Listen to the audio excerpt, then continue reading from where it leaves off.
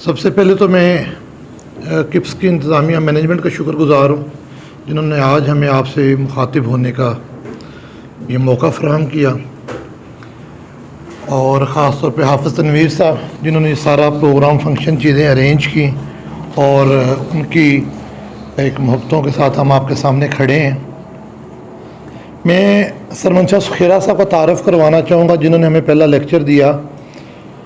Sir FCA हैं, advocate, इंतहाई senior advocate, हमारे लाहौर टैक्स बार के साबका सदर हैं, और हम पाकिस्तान टैक्स एकेडमी के नाम से एक प्रोफेशनल जस्ट फॉर आप कह लें कि जो प्रोफेशनल दोस्त हैं उनकी कैपेसिटी बिल्डिंग को इन्हांस करने के लिए हर से हम थर्सडे को एक लेक्चर करते हैं, तो सर उसके ऊपर हमें अपना प्रॉपर इनपुट देते हैं। इस हवाले से यूट्यूब के ऊपर पाकिस्तान टैक्स चैनल मौजूद है, और उसके ऊपर अभी भी सर ने जैसे वर्कर्स वेलफेयर फ़ंड का जिक्र किया, 7E का जिक्र किया, और हम क्लोजिंग स्टॉक की बात करते हैं, हम असेसमेंट की बात करते हैं, हम बेशुमार चीज़ों की बात करते हैं। तो वो पूरे टॉपिक पे एक मुकम्मल लेक्चर उसके ऊपर अवेलेबल है जो कंसेप्ट वाइज है। अपनी गुफ्तगू को मैं 3 हिस्सों में आपकी इजाज़त से तकसीम करूँगा। एक हिस्सा तो वो है कि हम सारे दोस्त वो हैं जो टैक्स की मोहब्बत में आज इधर बैठे हुए हैं। तो एक अच्छा टैक्स एडवाइज़र हम कैसे बन सकते हैं, ये एक बड़ा बुनियादी सा सवाल है। शायद कुछ दोस्त इसको रेलिवेंट फ़ील करें, लेकिन मैं रेलिवेंट इसलिए करता हूँ कि अगर मैंने इस फील्ड में आगे जाना है तो मुझे कुछ ना कुछ चंद चीज़ें शऊरी तौर पे करनी पड़ेंगी जिनके ज़रिए मैं अपनी प्रोफेशनल कैपेसिटी को इन्हांस करूँ और एक अच्छा टैक्स एडवाइज़र बन सकूँ। दूसरे पोर्शन में इनकम टैक्स रिटर्न और वेल्थ स्टेटमेंट, इसके अंदर जो हम कॉमन गलतियाँ करते हैं, बहुत सारी गलतियाँ, चूँकि हम सर माशाल्लाह लिटिगेशन का बहुत ज़्यादा काम है, हम भी इनकी शागिर्दी में करते रहते हैं, तो जो हमारे पास केसेस आते हैं 90% वो टैक्स कंसल्टेंट्स की गलतियाँ होती हैं। क्लाइंट का काम है आपको डॉक्यूमेंट देना, आपको अपने फैक्ट्स बताना, उसको according to law, according to taxation आपने एडजस्ट करना है। वो 90% हम जब उसको देखते हैं कि सिर्फ कंसेप्ट की, फीडिंग की, कॉलम्स की वो गलतियाँ ऐसी होती हैं कि जो टैक्स पेयर के लिए बहुत बड़े इशू का बायस बन जाती हैं। तो कुछ कॉमन गलतियों पे हम बात करेंगे, और आखिरी सेशन में इंशाल्लाह हम जो है हमारा जो क्वेश्चन आंसर कोई भी टैक्स से रिलेटेड होगा तो हम इंशाल्लाह उस पर आपके सामने पेश होंगे।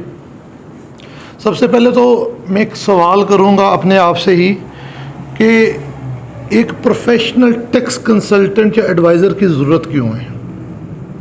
क्या पाकिस्तान का टैक्स कानून इतना आसान है कि इसको आम फहम का आदमी समझ सके? तो मेरा जवाब है कि नहीं। इवन टैक्स कंसल्टेंट्स में मैं बिल्कुल मेरिट पे बात कर रहा हूँ, मैं बिल्कुल खुली डुली बात कर रहा हूँ, मेरे ख्याल में हार्डली 5% लोग होंगे जिनके कंसेप्ट क्लियर है कि टैक्स क्या है, टैक्स की ज़रूरियात क्या हैं, टैक्स लॉ क्या कहता है।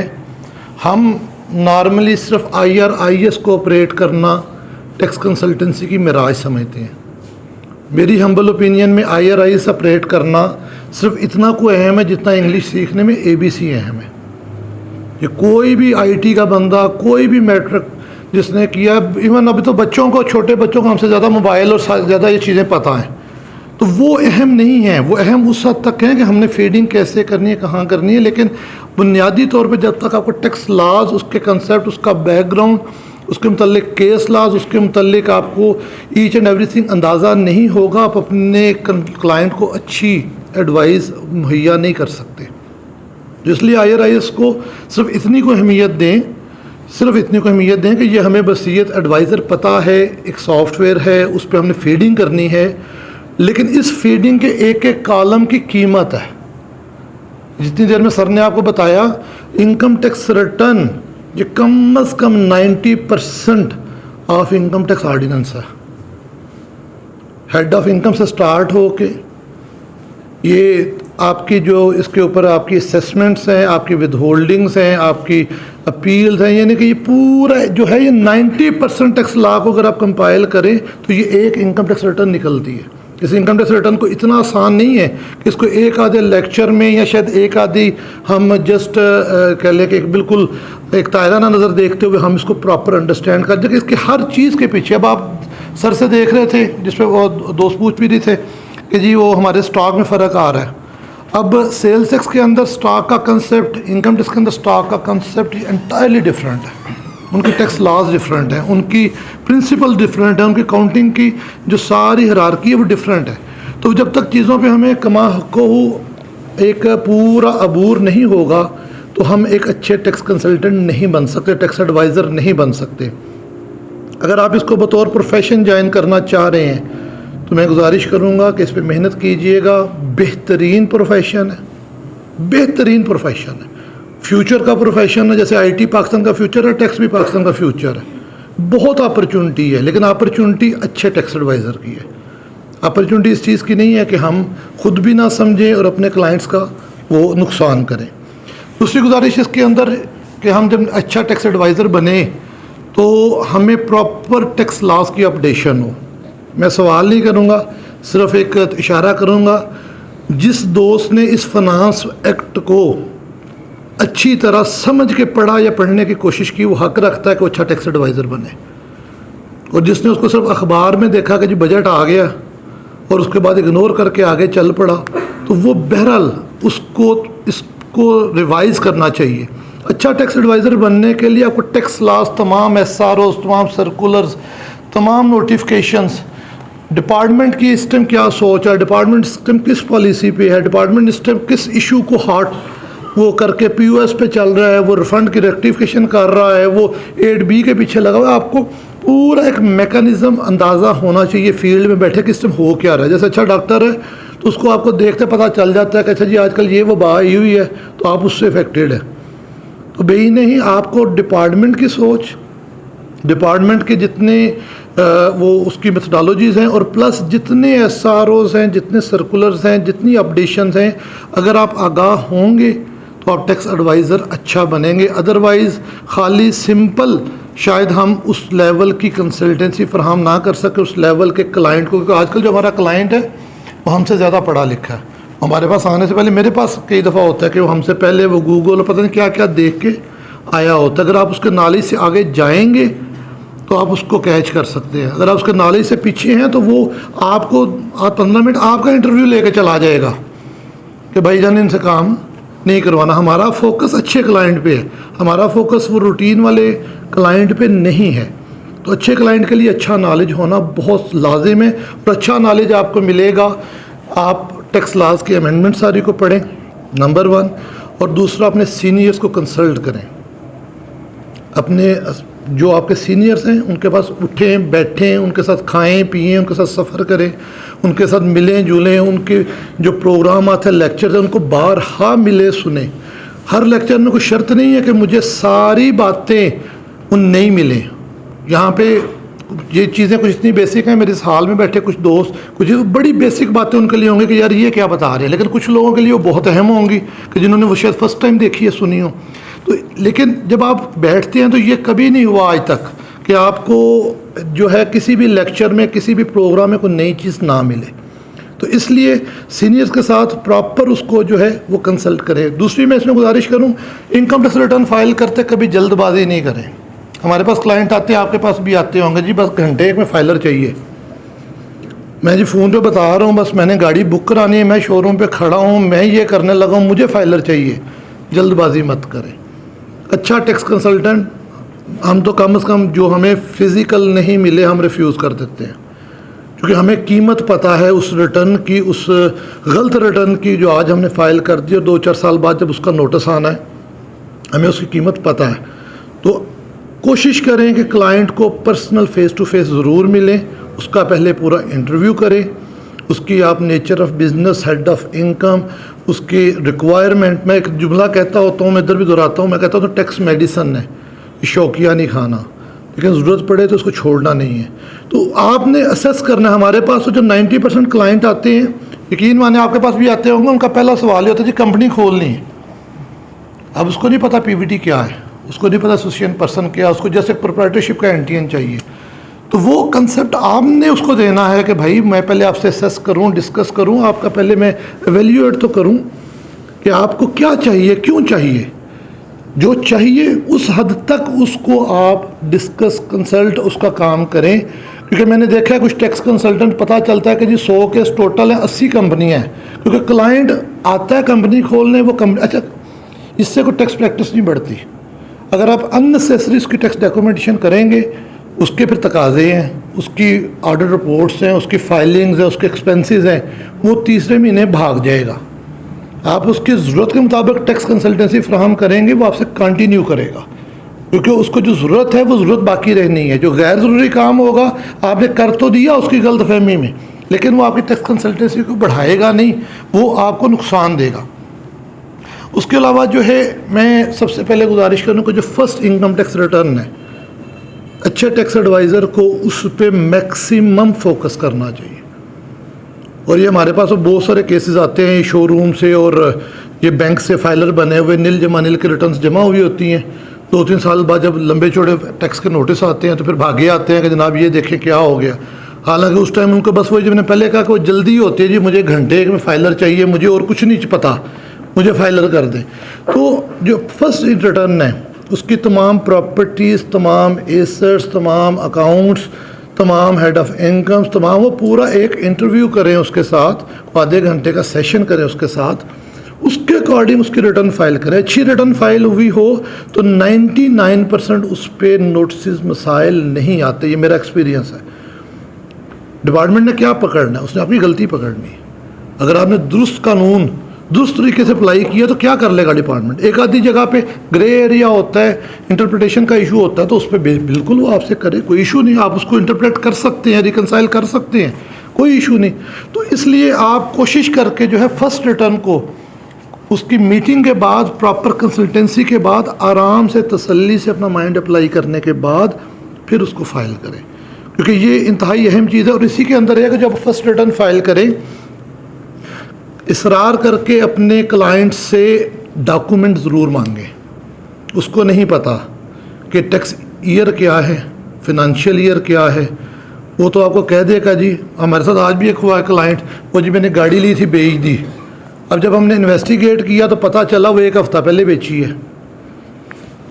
फर्स्ट रिटर्न फाइल करवा रहा है कि जो गाड़ी मैंने बेची उसने बिल्कुल है, लेकिन 1 जुलाई को उसके नाम एग्जिस्ट करती थी, तो इस रिटर्न में फाइल वो उसका शो होना लाजिम है। तो आप डॉक्यूमेंट उससे ज़रूर मांगें, वो प्रॉपर्टी के हों, वो बैंक स्टेटमेंट के हों, वो गाड़ी के हों, वो विद होल्डिंग के हों, वो सारी चीज़ों के हों। जब आपके पास डॉक्यूमेंट होंगे तो ये एज अ प्रोफेशनल आपका काम है कि आप उसको देखें कि ये कहाँ पे कैसे अप्रोप्रिएट, किस साल में, किस हवाले से इसको मैंने एडजस्ट और शो और डिक्लेयर करना है। ये क्लाइंट का काम नहीं है, ये हमारा काम है। तो लेकिन हमारे पास डॉक्यूमेंट होगा, हमारे पास उसकी वैल्यू प्रॉपर होगी, हमारे पास उसकी डेट प्रॉपर होगी, तो उसके बाद हम उसको अकॉर्डिंगली उसको वहाँ पे ऐड और वहाँ पे एडजस्ट कर सकते हैं। मैं एक चीज़ आप भाइयों से ज़रूर कहूँगा, शायद इस बात से इरेलीवेंट हो, लेकिन अच्छा टैक्स एडवाइज़र अच्छी फ़ीस चार्ज करता है। फ़ीस पे कंप्रोमाइज़ मत करें।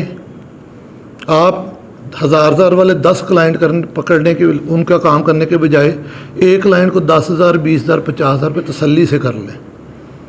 आपकी अपनी शख्सियत भी बेहतर होगी और आपकी जो ज़्यादा बेहतर आप अपने सलाहियतों के साथ उस रिटर्न को फाइल कर सकेंगे। तो इसको ज़रूर देखें।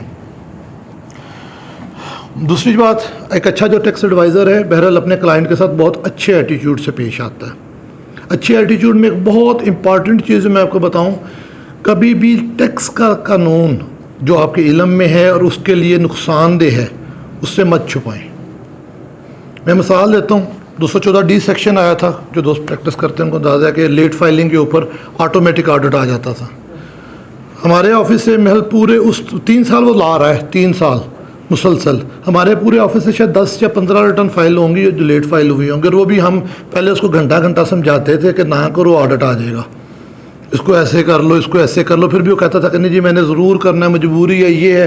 तो उसको बता के टैक्स कंसल्टेंट के दफातर में बाद में लड़ाइयाँ हुई इस बात पे कि आप आए फाइलर बनने, आपने उसको टैक्स ला बताया नहीं। जब उसको ऑडिट का नोटिस गया ऑटोमेटिक, तो वहाँ पर लड़ाई शुरू हो गई कि भैया आपने ये उस दिन मुझे बताना था। लेट फाइलिंग करने आता है, हम उसको पेनल्टी पहले बताते हैं, ये पेनल्टी लगेगी, लग सकती है, इतने % चांस है, लेकिन हम इसके ज़िम्मेदार नहीं है। ना लगे, 1000 में से 999 को ना लगे, जिस 1000 को लगेगी आपसे कोई कंप्लेन नहीं कर सकता। तो उसको टैक्स लॉ कंफर्टेबली, उसको अच्छे एटीट्यूड के साथ ज़रूर बताएं। उस टाइम वो ज़रूरतमंद है, ये ज़हन में रखिएगा। जो फाइलर बनने आया ना, वो आपके सर को एहसान करने नहीं आया, उस टाइम वो ज़रूरतमंद है। उसने वहाँ पे आना है, आपकी बात सुननी है, आपकी बात को उससे चाहते ना चाहते कबूल करना है। बाद में वो आपसे कोई उस पर कंप्लेंट, लड़ाई या कोई आपको ये नहीं कह सकता कि आपने मुझसे नॉन प्रोफेशनल एटीट्यूड इख्तियार किया, आपने मुझे ये बताया नहीं। तो इसलिए जो टैक्स लॉ आपके इल्म में है उसको ज़रूर कोट करें, उसको बताएं कि भाई ये इस तरह है। बाकी अगर आपकी चॉइस है तो फिर हम कर देते हैं, कोई इशू नहीं, लेकिन वो कल को आपको कम से कम कंप्लेंट नहीं कर सकेगा। उसके बाद IRS पे मैं पहले थोड़ी सी गुजारिश की कि IRS को अहमियत ज़रूर दें, क्योंकि इसके बगैर हमारा गुजारा नहीं। लेकिन ये आपके अच्छे टैक्स एडवाइज़र होने का, आपने इंजीनियर बनना है, आपने मैकेनिक नहीं बनना, आपने डॉक्टर बनना है, आपने कंपाउंडर नहीं बनना। तो इसलिए इसको अहमियत ज़रूर दें, लेकिन उतनी जितनी को बेसिक रिक्वायरमेंट है इसकी एज अ सॉफ्टवेयर। लेकिन टैक्स लॉ का असल पर्पज़ ये है कि आपको हर वो एंट्री जो हम इसमें फीड कर रहे हैं, तो मुझे आज पता होगा कल को जब FBI ने मुझसे इसका सवाल पूछना है तो उसके ऊपर मैंने इसकी क्या एक्सप्लेनेशन, किस लॉ, किस रेलिवेंस से इसको मैंने एक्सप्लेन करना है। फिर उसके बाद मैं गुजारिश करूँ कि जब आप अपनी इनकम टैक्स रिटर्न फाइल करते हैं, मैक्सिमम करेक्ट जो लॉ है वो अप्लाई करें, मैक्सिमम। और वो तब मुमकिन है जब आप बार बार इस कानून को पढ़ेंगे, सीनियर्स के साथ बैठेंगे, इसको डिस्कस करेंगे, आपके कंसेप्ट्स क्लियर होंगे। टैक्स बुनियादी तौर पे एक बहुत बड़ा मजमुआ है कंसेप्ट्स का, यानी कि लॉ के अंदर से वो कंसेप्ट जनरेट होते हैं। लेकिन अगर आपके कंसेप्ट्स क्लियर हैं, आपको पता है कि इस सेक्शन, इस लॉ, इस यानी कि एक्ट के अंदर इसकी इसके बुनियादी रूल्स क्या हैं, तो आप छोटे छोटे इश्यूज़ पे, छोटे छोटे सवालों पे आप परेशान भी नहीं होते और आप डिट्रैक्ट भी नहीं होते। तो करेक्ट लॉ को जो है वो आप ज़रूर अप्लाई करें। फिर एक और चीज़ बड़ी अहम मैंने देखी है जिसमें है, बाज़ का आपको अभी सर्कुलेट एक हो जाएगा कि जी फ़लाँ चीज़ पे फ़लाँ जजमेंट आ गई है।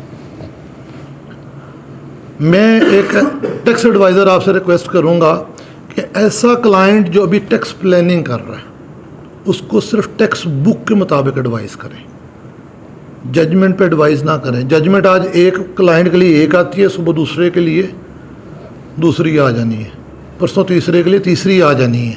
हाँ, जब हम गलत कर चुके हैं, हम लिटिगेशन में हैं, हमारे पास अपील के लिए केस आया है, फिर तो साझा है कि उन चीज़ों पे हमने वो फोकस करना है। फिर तो हम सारे जिगजैग ढूंढेंगे जी कोर्ट्स इस पे क्या कह चुकी है, tribunal, high court, supreme court क्या कह चुकी है। लेकिन जब आप टैक्स प्लानिंग करें, टैक्स एडवाइस करें, तो मैक्सिमम टैक्स लॉ पे इन्हिसार करें बजाय आप जजमेंट के ऊपर। मैं मिसाल देता हूँ, सेक्शन 111 इनकम टैक्स ऑर्डिनेंस बड़ा मेन सेक्शन है हमारा। इसके अंदर फॉरेन रेमिटेंस के हवाले से एक बहुत बड़ा इशू, डिस्प्यूट चला कि जनाब सिर्फ बैंक में आई पेमेंट जो है वो रेमिटेंस है, या जो ये मनी एक्सचेंजर हैं, मनीग्राम है, वेस्टर्न यूनियन है, इनसे आई पेमेंट भी ये फॉरेन रेमिटेंस में आती है। अब वकला के अंदर दो राय थी, हम इस राय पे थे, मैं खुद भी था कि यार हम डाउट पे खड़े होकर क्लाइंट को नहीं कह सकते कि आप इसको अकॉर्डिंगली जो उसको फॉरेन एक्सचेंज के लोगों ने किया, लोगों को लाखों करोड़ों के टैक्स लगे, अपील, ट्रिब्यूनल, बहुत सारे, कुछ अकाउंट से अटैच हो गए, कुछ रिकवर हो गए, कुछ हो गए। 10 साल की एक लड़ाई के बाद जाके महकमा ने पिछले साल सर्कुलर नंबर 5 जारी किया और सेक्शन 111 में वो अमेंडमेंट दी। अब उसने उसको डीम करके, डीमिंग पर भी होती है कि वो चीज़ चाहे एक्चुअल है या नहीं है, लेकिन जब लॉ ने डीम करके उसको अडॉप्ट कर लिया तो वो वैसे ही समझी जाएगी। तो डीम करके उन रेमिटेंसेस को उसने अकॉर्डिंगली अडॉप्ट कर लिया कि हाँ जी ये रेमिटेंस ही हैं। अब जो वो आई पेंडिंग केसेस को तो बेनिफिट मिल गया, लेकिन जिन लोगों के अकाउंट से रिकवरीज हो चुकी, जिन लोगों के अकाउंट से वो सारा कुछ हो चुका, तो उनको तो कुछ फ़ायदा नहीं मिला। अब जब लॉ आ गया, हमने भी अपनी राय बदल ली है। अब हम अपने क्लाइंट को कहते हैं भी टैक्स लॉ में अमेंडमेंट आ गई, आप बिल्कुल मंगवाएं, कोई इशू नहीं। तो आप कोशिश करके उसके ऊपर जो है वो जो है अकॉर्डिंग टू एक्ट अपनी एडवाइस को रखें। जजमेंट्स पे अपना इन्हिसार उस सूरत में करें कि जब आपके लिए प्रॉब्लम है, जैसे कैश गिफ्ट वाली फैसले अभी बात भी हो रही थी यहाँ पे कैश गिफ्ट के हवाले से। 2018 से कबल सेक्शन 39 के अंदर 39(3) और 4 के साथ मिला के जब हम पढ़ते हैं तो वहाँ पे ब्लड रिलेशन के या रिलेटिव के लिए कोई इस्तिस्ना नहीं था। पेशावर हाई कोर्ट की एक जजमेंट है कैश गिफ्ट पे, ट्रिब्यूनल की एक दो जजमेंट है कैश गिफ्ट पे, उन पे हम इन्हिसार करते थे, लेकिन वो वही बात है कि ऑफिसर मानता है, एक ऑफिसर नहीं मानता। फिर उसके बाद लॉ में अमेंडमेंट आई और उसने सेक्शन 39 के 1 के सब सेक्शन LA के अंदर उसने एक रिलेटिव, उसमें उसने बहन भाई, सिर्फ बहन भाई बल्कि नहीं थे, बाप बेटा, यानी कि दादा बाप बेटा और पोता डाल दिए और उनकी जो स्पाउसेस हैं वो डाल दिए। अब पिछले साल जो जिसका सर ने भी एक्सप्लेन किया था कि उन्होंने उसको कहा कि जो सेक्शन 85(5) के अंदर जो रिलेटिव लिखा है वहाँ पे सेंडेंट डिसेंडेंट है कि आपका जो पूरा शजरा नसब है, नाना नानी दादा दादी मामू खाला, यानी उसको। तो अब कहने का मकसद ये है कि जब लॉ अमेंड हुआ तो हम लॉ के मुताबिक चलें। अगर हम खाली जजमेंट पे खड़े रहते और आज वो लॉ में अमेंडमेंट ना आती तो आपका क्लाइंट क्राइसिस में आ सकता है। तो इसलिए हद्दुल इम्कान कोशिश करें कि लॉ को मैक्सिमम पढ़ें। बल्कि पढ़ने पे भी मैं एक बात दोहरा दूँ, मुझे मेरे सर मंशा साहब भी कहते हैं और सारे सीनियर्स हमें एक हुक्म करते हैं, वो कहते हैं आपने लॉ 100 दफ़ा पढ़ा है, नया केस नई प्रॉपोजिशन आई है उसको 101 दफ़ा फिर पढ़ें। लॉ अपना रास्ता खुद बनाता है। जब आप उसके जहन में उसकी प्रॉपोजिशन होगी, आप उसको पढ़ेंगे तो लॉ अपना रास्ता बनाएगा इंशाल्लाह। लेकिन जब आप पढ़ेंगे, ढूंढेंगे, करेंगे, मेहनत करेंगे तो लॉ आपको खुद रास्ता देगा कि आप इस रास्ते पे जा सकते हैं। तो इसलिए उसको जितना पढ़ेंगे आपके लिए वो इंशाल्लाह बेहतर होगा। फिर एक बहुत बड़ा कन्फ्यूजन है, बल्कि अब हम थोड़ा सा उस तरफ जाते हैं कि जो कॉमन एरर्स की बात है मैंने पहले की, दूसरी साइड पे एक बहुत बड़ा कन्फ्यूजन ये है कि हम इस बात को डिफ्रेंशिएट नहीं कर पाते कि लॉ के अंदर चार्जिंग सेक्शन डिफरेंट हैं और विद होल्डिंग सेक्शन डिफरेंट है। मैं 2 मिसालों से आपकी बात करता हूँ। अभी हम बात यहाँ पे हो रही थी रेंट के हवाले से कि जी 2 लाख तक छूट थी। 2 लाख तक छूट थी आपकी इस रेलिवेंस से कि जब एक तो ये सेपरेट ब्लॉक ऑफ इनकम था, नंबर 1। नंबर 2, 2 लाख तक छूट थी 155 सेक्शन में विद होल्डिंग के रेफरेंस से स्पेशली, और सेपरेट ब्लॉक ऑफ इनकम में भी वो 2, 4 और आगे बाकी छूट थी। अब अगर हम रेंट की बात करें तो रेंट में 155 सेक्शन सिर्फ विद होल्डिंग को डील करता है। उसका जो चार्जिंग सेक्शन है वो सेक्शन 15 और 15A है, जिसके अंदर हमने प्रॉपर्टी इनकम को देखना है कि इसके ऊपर कौन सा टैक्स किस तरीके से किस वक्त किस रेफरेंस से लगना है। ऐसे ही अगर आप देखते हैं तो ये प्रॉफिट एंड डेट, बहुत सारे लोग परेशान होते थे यार ये मेरा 151 का टैक्स कटा हुआ है तो रिटर्न में तो 151 का कॉलम ही कोई नहीं, मैं इसको कहाँ फीड करूँ। तो 151 सिर्फ जो है वो विद होल्डिंग सेक्शन है, उसका चार्जिंग सेक्शन रेलिवेंट 7B है। फिर लोग होते थे जी मेरा तो टैक्स कटा है वहाँ पे 10%, सिस्टम निकाल रहा है 15%। तो विद होल्डिंग के रेट और हो सकते हैं, चार्जिंग के रेट और हो सकते हैं। चार्जिंग में आपको बाकी एडजस्टमेंट भी मिलती हैं, मुमकिन है आपको गाड़ी का टोकन को 36C के कोई भी और विद होल्डिंग, तो लॉ ने आपको मार्जिन दिया हो सकता है कि अच्छा यार एक हमने आपसे विद होल्डिंग ले ली, बाकी आप अपनी अदर एडजस्टमेंट्स कर लो और फिर हमें इतना टैक्स दे दो। तो आपको किसी भी रेलिवेंट हेड का ये वजाहत से पता हो कि इसमें विद होल्डिंग सेक्शन कौन से हैं और चार्जिंग सेक्शन कौन से हैं, क्योंकि विद होल्डिंग सेक्शन का सिर्फ और सिर्फ तल्लक विद होल्डिंग की हद तक है। उससे कितनी इनकम राइज हुई, कितना उस पर अलाउंस मिलना है, कितना टैक्स क्रेडिट मिलना है, कितनी एग्जाम्प्ट है, कितनी चार्जेबल टैक्स है, ये उस सेक्शन का किरदार नहीं है। वो जाकर सारा कुछ डिफाइन आपको चार्जिंग सेक्शन करके देगा कि इसके अंदर हमने कैसे कब क्या पे करना है। तो इसको हमें बहुत ज़रूरी देखना चाहिए। हम रिटर्न के अंदर सर ने बैलेंस शीट एक बड़ी खूबसूरत वजाहत की, मैं उसमें एक कॉमन टेक्निकल एरर, कॉमन बिल्कुल मैं आपको गुजारिश करूं, बहुत सारे लोग हमने देखे कि वो सिर्फ एसेट फिल कर देंगे, उसके लिए लाइबिलिटी ज़ीरो होगी, लाइबिलिटी फिल कर देंगे एसेट ज़ीरो होगा। बैलेंस शीट का एक कॉमन असूल है कि इसने एसेट और लाइबिलिटी ने इक्वल होना है।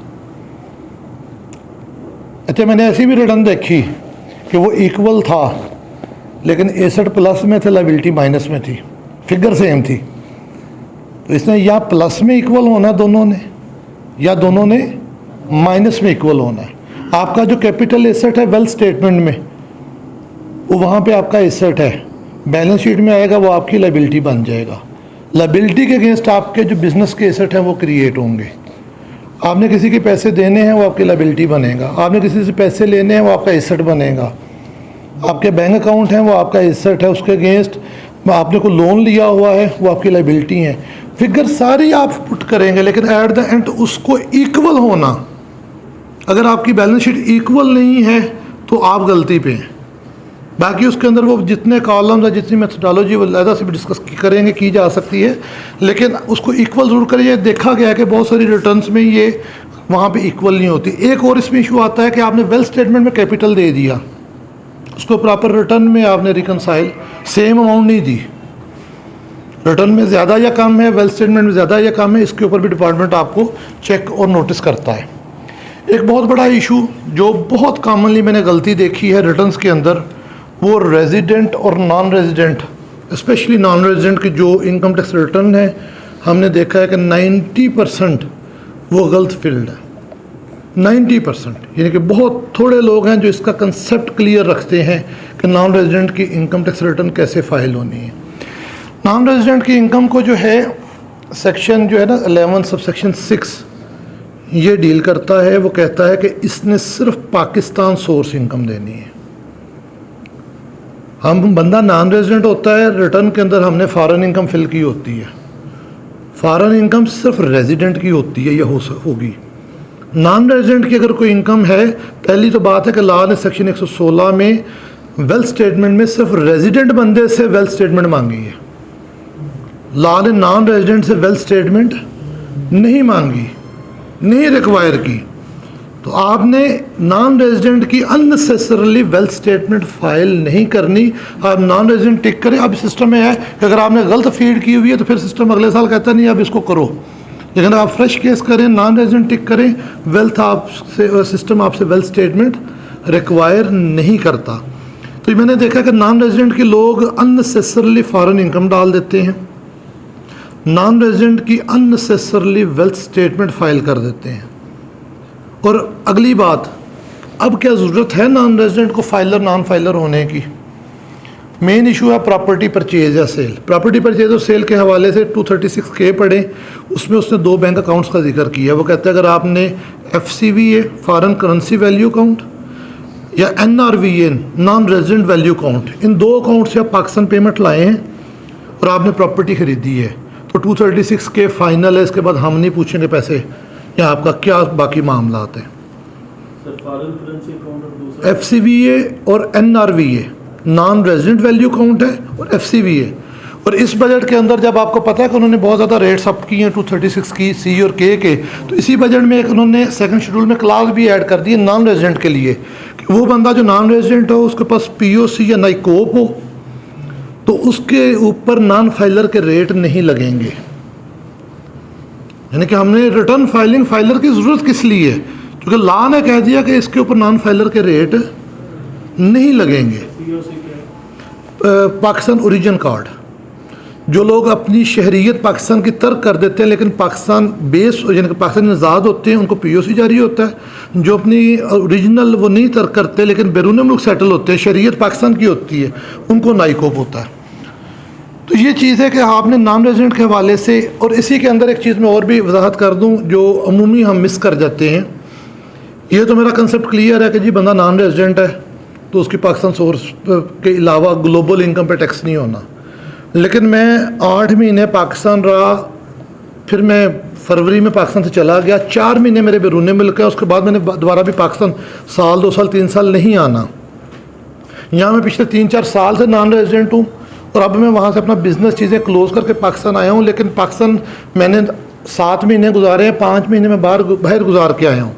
तो इसको सेक्शन 51 डील करता है कि जब आप रेजिडेंट से नॉन रेजिडेंट हुए उस साल भी जो आपकी, लेकिन जब रेजिडेंट से नॉन रेजिडेंट होंगे तो वो सिर्फ आपकी बैरूनी सैलरी इनकम को तहफ़्फ़ुज़ देता है कि उस पर हम उस पोर्शन पे टैक्स नहीं लेंगे।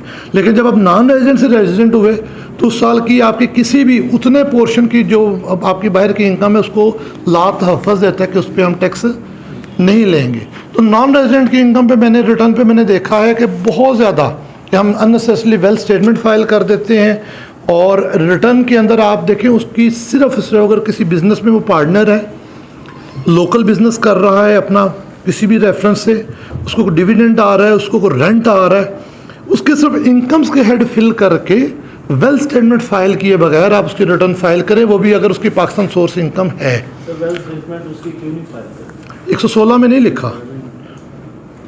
टैक्स मेडिसन ने शौकिया नहीं खानी, ला ने नहीं मांगी, क्योंकि अगर आप सेक्शन 116 भी खोल के पढ़ें तो वहाँ पे लिखे एवरी रेजिडेंट पर्सन, बल्कि एवरी रेजिडेंट इंडिविजुअल, क्योंकि पर्सन में तो कंपनी एओपी भी आ जाती, तो वहाँ पे नहीं रिक्वायर की गई। तो जब रिक्वायर नहीं की गई तो अननेसेसरली हम फाइल नहीं करें। एक सेक्शन 7E सर ने उसकी प्रॉपर एक वजाहत कर दी। इसको मैं आपसे कहूँगा कि ज़रूर बतौर एक अच्छे टैक्स एडवाइज़र ज़रूर पढ़िएगा। इस पर पूरा एक 2 घंटे का लेक्चर पाकिस्तान टैक्स चैनल पे अवेलेबल है। इसकी कॉन्स्टिट्यूशनल क्या इसकी आप समझें कि पॉसिबिलिटीज़ हैं और किस तरीके से उन्होंने इसको मैनिपुलेट करके इनकम टैक्स का हिस्सा बनाया है, कैसे इसको डीम इनकम तस्वर किया, क्या इसकी एग्जाम्शन है। तो प्रॉपर इसके ऊपर आप इसको ज़रूर देखिएगा, क्योंकि ये 2022 की रिटर्न पे एप्लीकेबल है। जी 116 ही सर? नहीं, 116 अकेली वेल्थ स्टेटमेंट, 7E सेक्शन की मैं बात कर रहा हूँ। टैक्स ऑन डीम्ड इनकम जो उन्होंने कहा कि वो ऐसे इमूवेबल प्रॉपर्टी जो आपके बिजनेस इस्तेमाल में ना हो, 2.5 करोड़ से ज़्यादा उसकी FCV हो, एक पर्सनल जो प्रॉपर्टी है उसको माइनस करते हुए, और बाकी कुछ इस्तिस्ना है, शहीद का हो, वो फर्स्ट अलाटी हो गवर्नमेंट का, वो कुछ इस्तिस्ना वो सारे उसके अंदर मौजूद हैं। उसके बाद जो बचेगा तो आपने उसकी जो आपकी फेयर मार्केट वैल्यू है उसका आपने 5% रेंट तस्वर करना है, और 5% रेंट के 20% आपने उसका टैक्स देना है। यानी कि अगर 100 है तो 5% रेंट उसका हुआ 5, और 5 का 20 हुआ 1, तो 100 का 1 गिन लें, या 100 को 5 करके उसका 21 गिन लें, बात एक ही आ जाएगी।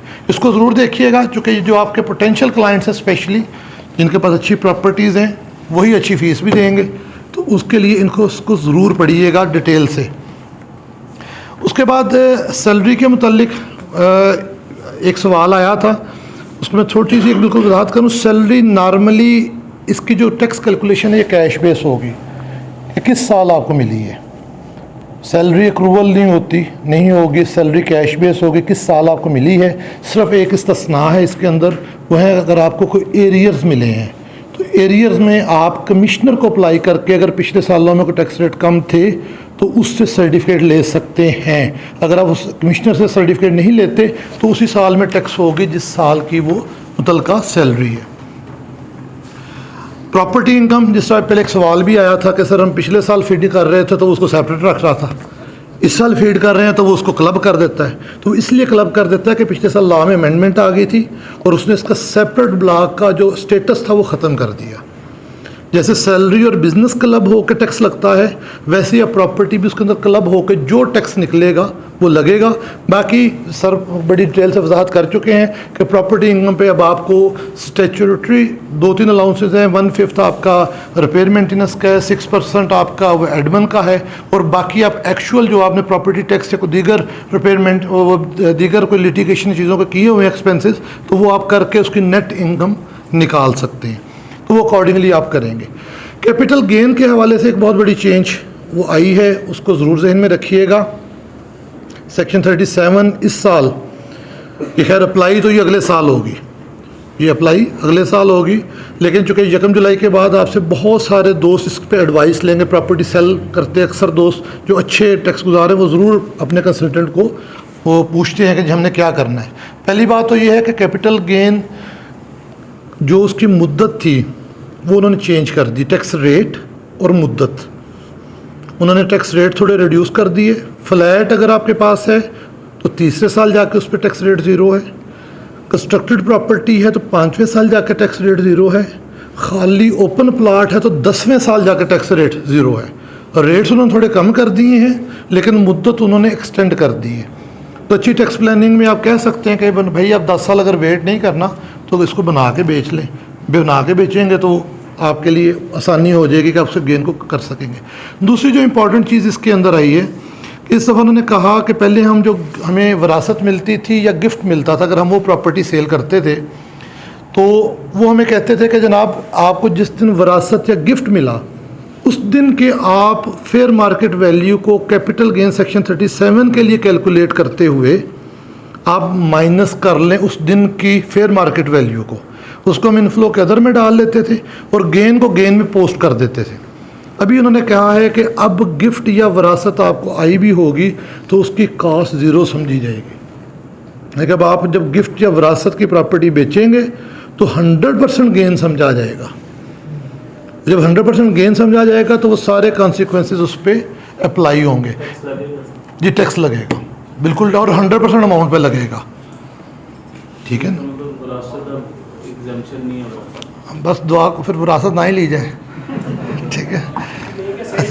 अच्छा इसी के अंदर में एक और बड़ी ना कुछ अगलातें आम होती हैं। तो ऐसे होगा कि जो कास्ट की ना चीज थी वही कास्ट आपकी कंसिडर होगी। बिल्कुल ठीक है, जो उसकी कास्ट ऐसे ही समझा होगा कि वही बेच रहा है। वही बेच रहा है। पहले लोग करते थे कि जैसे शेयर है, गिफ्ट बेटे को दे दिया आज ही, तो आज ही बेच दिया, तो आज फिर वैल्यू उसकी होगी, कास्ट भी उतनी होगी उतनी, तो इस तरह फिर वो लॉस हो गया या प्रॉफिट हुआ ही, गेन हुआ ही।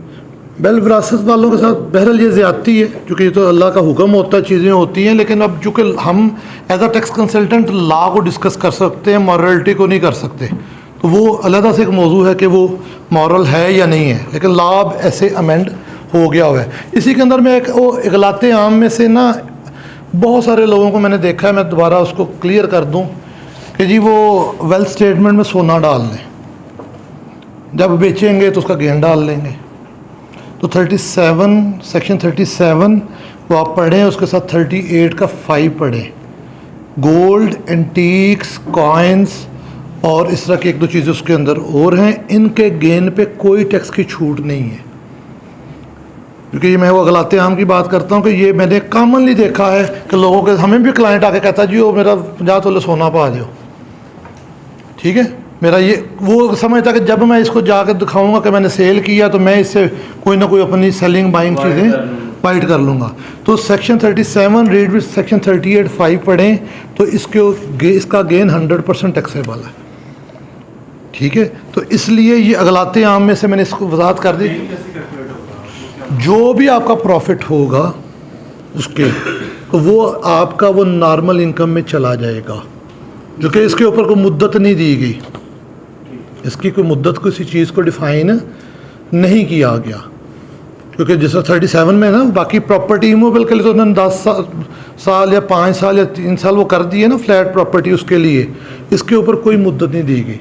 बल्कि पहले एक 37 में क्लास थी जो इस बजट में वो भी ओमिट हो गई है कि अगर आपकी 1 साल के बाद बिकती है तो वो आपका जो गेन है वो 75% काउंट होगा, यानी कि उसकी वो एप्लीकेबिलिटी का जो वो पोर्शन है वो छोटा हो जाएगा। वो वाली भी इस दफ़ा उन्होंने बजट में उसको ख़त्म कर दिया है। अब यह है कि वो 100% गेन टैक्सेबल होगा। तो मकसद ये है कि ज्वेलरी को अपनी वेल्थ स्टेटमेंट्स में गैर ज़रूरी इस पर्पज़ के लिए जो एक्चुअल है वो ज़रूर दिखाएं, एक्चुअल को कंसील मत करें, गैर ज़रूरी मत दिखाएं सिर्फ इस पर्पज़ के लिए कि जी हमने इसको कल को इससे वाइट अपना कर लेना है। एक बहुत बड़ी गलती जो और हम करते हैं वो एग्रीकल्चर इनकम है। 2012 में ये लॉ आया था सेक्शन 111 इनकम टैक्स ऑर्डिनेंस में भी, और हमारा जो रेलिवेंट पंजाब का एग्रीकल्चर इनकम टैक्स एक्ट उसके अंदर भी लॉ आया था कि अगर आपने इनकम टैक्स रिटर्न के अंदर एग्रीकल्चर इनकम दिखाई तो अगर आपने प्रोविंस को उसका टैक्स रेलिवेंट पे नहीं किया तो वो टैक्स आपके आके इनकम टैक्स रिटर्न के अंदर चार्ज हो जाएगा। उसको इनकम फ्रॉम अदर सोर्स में डाल के अनएक्सप्लेन में डाल के हम चार्ज कर लेंगे। अच्छा, जब 2012 में ये इनकम ये आई, सूबे को जो मालिया देते हैं वो नहीं मालिया और चीज़ है, मालिया आपकी उसकी वो कॉस्टिंग है जो आप वो देते हैं उसकी वो पानी और बाकी चीज़ों की हिफज, जी एजुकेशन वगैरह की हिफज ना। ये कौन सा जो आप ये agriculture income tax independent law मौजूद है। अगर आप हुज़ैमा इकराम की किताब लें ना प्रोविंसेस वाली जो इसकी टैक्सेस वाली है, उसके अंदर पूरा वो एक्ट इजीली अवेलेबल है आपके लिए। अगर प्रोविंस को नहीं दिया तो इनको तो ये उसको आपकी रेगुलर इनकम में income from other source concealment में ऐड करके ये आपसे उसका टैक्स ले लेंगे। जब 2012 में ये लॉ आया था तो तब एग्रीकल्चर इनकम सिर्फ 80,000 एग्जेम्प्ट थी और उसके ऊपर टैक्स था 3 लाख से ऊपर जाके 15% टैक्स था। इधर टैक्स रेट कम थे, एग्रीकल्चर के टैक्स रेट ज़्यादा थे। 2020 में वहाँ पे तरमीम आ गई, अब वहाँ पे 12 लाख इनकम पे 2,000 रुपया टैक्स है। 12 लाख इनकम पे 2,000 रुपया टैक्स है। एक सवाल उठता है मैंने अपनी रिटर्न में 10 लाख इनकम दिखा दी इनकम टैक्स रिटर्न के अंदर एग्रीकल्चर की, मुझे एफबीआर का नोटिस आ गया कि भाईजान आपने इसका टैक्स नहीं दिया, मैं इसको क्यों ना ऐड करूं। तो अब मुझे टैक्स चॉइस लेनी हो, किसको देना चाहिए, क्या प्रोविंस को या एफबीआर को? प्रोविंस को देना चाहिए। क्यों देना चाहिए? प्रोविंस को देंगे तो एफबीआर को कुछ नहीं कह सकता, लेकिन अगर आपने एफबीआर को दे भी दिया तो प्रोविंस का राइट उधर ही खड़ा, प्रोविंस का लॉ और राइट उधर ही खड़ा है, वो आपसे दोबारा लेगा उसको एफबीआर के देने से फ़र्क, क्योंकि वहाँ में भी तरमीम आ चुकी है कि अगर आपने इनकम टैक्स रिटर्न में अपनी एग्रीकल्चर दिखाई तो मैं उसको जस्ट उसी फिगर को उठा के आपकी इनकम बना के प्रोविंस का टैक्स ले लूँगा। यहाँ पे लिखा है कि अगर आपने प्रोविंस को दे दिया तो मैं नहीं लूँगा। बाय डिफॉल्ट आप उसमें अटैच कर लेते कि मिल गया, हमें रिसीव हो गया कि नहीं हो गया। वो ये होता है कि वो एफबीआर से इसका डाटा लेते हैं, जो आपके रिटर्न्स का डाटा है एफबीआर बाकायदा बोर्ड ऑफ रेवेन्यू से शेयर करता है, और वहाँ से नोटिस बहुत सारे लोगों को आए हैं। मैंने बताया कि 2012 का ये लॉ आया था और 2017-18 तक लोग जब तक नोटिस नहीं आता, चूँकि हम लॉ नहीं पढ़ते, वही मैंने पहले गुजारिश की, तो वो 2017-18 में आकर लोगों को समझ आई कि हम 5 साल कर क्या बैठे हैं, और लोगों को लाखों रुपए के इसके ऊपर टैक्सेस पे करने पड़े। इवन ये सुप्रीम कोर्ट तक ये एफबीआर और प्रोविंसेस के हक में हो चुका है कि जिसने दी हुई है इनकम उसको इसका टैक्स देना पड़ेगा। देंगे सूबे को, प्रायोरिटी राइट सूबे का है, लेकिन वो टैक्स आपको देना पड़ेगा। तो एग्रीकल्चर इनकम डालते पहले तो मुहतात रहें कि उसके पास एग्रीकल्चर लैंड भी है कि नहीं। अब मैं रहता हूँ शहर में, मेरी कोई प्रॉपर्टी एग्रीकल्चर है ही नहीं, और मैं फर्जी डाल दूँ तो ये भी कोई अक्लमंदी नहीं है। तो उसके पास कोई ना कोई लैंड ज़रूर हो, अदरवाइज़ आप फिर कोई ना कोई उसका कोई डॉक्यूमेंट कि मैंने कहीं से ठेके पे लिए, उसकी गिरदावरी, उसका कोई वो आपस में रेंट एग्रीमेंट, कुछ ना कुछ मेरे पास ज़रूर हो। खाली जी भाई लीज़ पे लिया तो उसका प्रॉपर डॉक्यूमेंट चीज़ वो टाइम, और अब आपको पता है स्टैम्प सारे ऑनलाइन आ गए हैं। ये मुमकिन नहीं है आपके 6 साल बाद आपको नोटिस आए तो आप 6 साल पुराना स्टैम्प निकाल लें, वो दौर गुजर गया।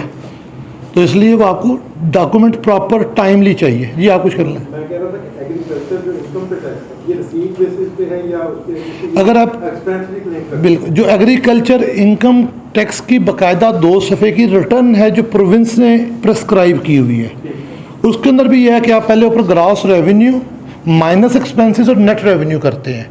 एग्रीकल्चर इनकम का जो टैक्स है वो 2 शेड्यूल है उसके अंदर। एक एकड़ बेस है कि आपने वो 400 रुपया या 500 रुपया पर एकड़ देना है, और एक इनकम बेस है, लेकिन उसी के अंदर लिखा है कि विच एवर इज़ हायर, जो ज़्यादा होगा वो अप्लाई होगा। मैं कहती मेरी 1 मुरब्बा ज़मीन है और मुझे 10,000 रुपये इनकम हुई है, तो फिर वो एकड़ बेस वाला फिर भी आपसे चार्ज करेंगे। और अगर आपकी इनकम ज़्यादा है उस वो पर एकड़ वाले से, तो वो वाला आपके ऊपर चार्ज होगा। तो मतलब उसकी एक्सपेंसेस की आपको डॉक्यूमेंटेशन वगैरह बिल्कुल चाहिए होगी, वो उसका बिल्कुल राइट रखते हैं। वहाँ पे अगर मैं गलती नहीं कर रहा तो वहाँ पे 2 साल की मुद्दत है, 2 साल के अंदर वो आपका ऑडिट असेसमेंट फर्दर कर सकते हैं। मुतलका जो आपका एसी होता है, रेवेन्यू एसी जो हमारे हैं, उनके पास ये रिटर्न जमा होती है। 2 सफ़े की रिटर्न है, उर्दू ज़ुबान में बिल्कुल सिंपल प्रेस्क्राइब्ड है, तो उसके ऊपर आप उसको कर सकते हैं। और जिनकी अगर वो है तो बेहतर है, अगर आपने यहाँ पे एग्रीकल्चर इनकम क्लेम करनी है तो सेफेस्ट यही है कि वहाँ पे रेलिवेंट में अपनी रिटर्न भी फाइल कर दें, उसका 2, 4, 10, 50 हज़ार जो भी टैक्स बनता है वहाँ पे पे कर लें और यहाँ पे क्लेम कर लें। आपको दोबारा कुछ नहीं कहा जा सकता। 2000 पे करने से अच्छी खासी अमाउंट आपको 12 लाख रुपया 2000 से अब हो सकता है, लेकिन ये 2020 से ऑनवर्ड अमेंडमेंट आई है। 19 तक ये 80,000 रुपया लिमिट थी। 2 साल तक का था ऑडिट का इनकम, सुप्रीम कोर्ट की जजमेंट आने के बाद होना था, पीछे जब मर्जी आप ले सकते। उसमें उन्होंने कहा कि ये चूँकि रिकवरी है तो रिकवरी कभी हो सकती है। 2012 को भी साकिब निसार साहब कह गए हैं, तो सुप्रीम कोर्ट हाथी को शेर कह दे, शेर को जो मर्जी कह दे, वो वही है। जी मैं समझ नहीं पाया आपकी बात। ये मैनुअल है, ये मैनुअल है। नहीं, डेयरी फार्मिंग एग्रीकल्चर में फॉल नहीं करता, ठीक है ना जी। बिजनेस में करेगा ना, बिजनेस जो नॉर्मल बिजनेस है आपका। सर आपको रिटर्न में सारे अपने फर्दे वगैरह सारी जमा करानी पड़ती है? नहीं, कुछ भी नहीं है। 4-5 कॉलम में आपने ग्रॉस रेवेन्यू, अपनी टोटल लैंड होल्डिंग देनी है, ग्रॉस रेवेन्यू देना है, ग्रॉस एक्सपेंस देने हैं, अपने नेट जो रेवेन्यू आएगा। तो मेरी 17 एकड़ जमीन जी तो मैं उसका डिक्लेयर कर भी नहीं आता भी 10-12 लाख ही बनता है टोटल खर्चे निकाल जी तो उसको हम डिक्लेयर कर देंगे, टेंशन तो नहीं हो सकती। बिल्कुल डिक्लेयर करें, उसको वहाँ पे डिक्लेयर करें, फिर जब अपनी अगर इनकम टैक्स रिटर्न फाइल करते हैं तो वहाँ पे एग्जाम्प्ट इनकम के तौर पे क्लेम करें। उस वाइट सोर्स से आप गाड़ी खरीदें, एक्सपेंस करें, जो मर्जी करें, आपका जेन्युइन वाइट सोर्स है उसके ऊपर। नहीं वो तो तब है ना, अगर आप इनकम शो नहीं करेंगे तो फिर वो टेबल में जाके चार्ज कर लेते हैं, ठीक है ना। अगर आप इनकम पे चले जाएंगे तो विच एवर हायर वाला फार्मूला उस पर वो अप्लाई होगा। उससे आगे जी एक जो और चीज़ इस रिटर्न में आप देखेंगे, अगर अभी आपने नोटिस की है कि नहीं, कि 7B जो प्रॉफिट एंड डेट है, ये अब सिर्फ 5 मिलियन तक सेपरेट ब्लॉक ऑफ इनकम रह गया है। अगर आप 5 मिलियन से 1 रुपया भी ऊपर चला जाएंगे तो ये नॉर्मल इनकम में क्लब हो जाएगा। कंपनीज की सूरत में ये पहले भी नॉर्मल है, लेकिन इंडिविजुअल AOP में भी अब ये 5 मिलियन से अबव जाके ये नॉर्मल हो गया।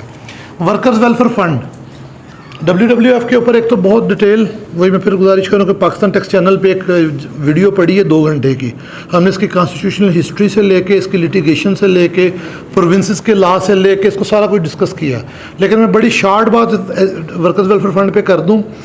अगर आप पंजाब में हैं और आपकी बिज़नेस सिर्फ पंजाब में है, आपकी बिज़नेस इस्टेब्लिशमेंट, तो आपने पंजाब को वर्कर्स वेलफेयर फंड देना है, और लॉ ने आपको राइट दिया है कि आप उसको यहाँ पे एज अलाउंस वो माइनस कर लें अपनी इनकम से। पहले ये नहीं था, ये लास्ट ईयर आया था।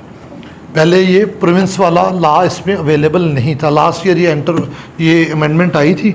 अगर आपकी बिज़नेस इस्टेब्लिशमेंट एक से ज़्यादा सूबों में है, यानी कि मेरा सिंध में भी है, मेरा पंजाब में भी है, या मेरा पंजाब में भी है, मेरा इस्लामाबाद में भी है, तो फिर आप पे फेडरल का वर्कर्स वेलफेयर फंड लागू होगा। जो मल्टीपल सूबों में या मल्टीपल जगह पे है, एक सूबा आपका प्रोविंस ऐड हो जाए या इस्लामाबाद ऐड हो जाए, तो फिर आपने वफाक को देना है और रिटर्न में आप क्लेम कर सकते हैं।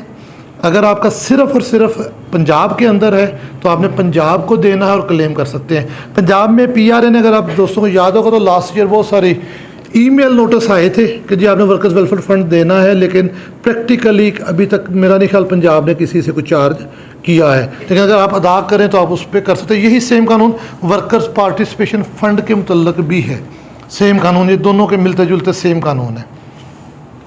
अच्छा, एक चीज़ और क्वेश्चन आता है अक्सर कि जी मेरे पास डॉलर अकाउंट है, तो क्या मैं वेल्थ स्टेटमेंट में डॉलर ही शो करूँ? तो सेक्शन 71 इनकम टैक्स ऑर्डिनेंस को डील करता है कि आपने ऑल अमाउंट्स PKR में डिक्लेयर करनी है। 30/6 की जो कन्वर्टेबल रेट्स हैं आपने ऑल अमाउंट्स PKR में करनी है। कोई एक भी अमाउंट पूरी रिटर्न के अंदर आपने PKR के अलावा डिक्लेयर नहीं करनी है। हम लोग वैसे नॉर्मली ये करते हैं कि जब आप उसको डालते हैं अदर एसेट में तो आप पीछे डॉलर लिख के उसका एक्सचेंज रेट लगा दें। डॉलर स्टेटमेंट से टैली हो जाते हैं एक्सचेंज रेट, और ख़ुद भी आपको याद रहता है कि ये कौन सी कैसे अमाउंट वो फिगर आई है। तो अमाउंट्स को PKR में लिखें, डॉलर को, क्योंकि मैंने ये देखा है कि वेल्थ स्टेटमेंट देखा जी ये 780 क्या ना, जी मेरे डॉलर है, तो वो 780 डॉलर नहीं आ सकते, उसने उस दिन के कन्वर्टेबल रेट पे PKR में आना है। जी जी सर आप जी आप बताएं, पहले आप कुछ बताने लगे।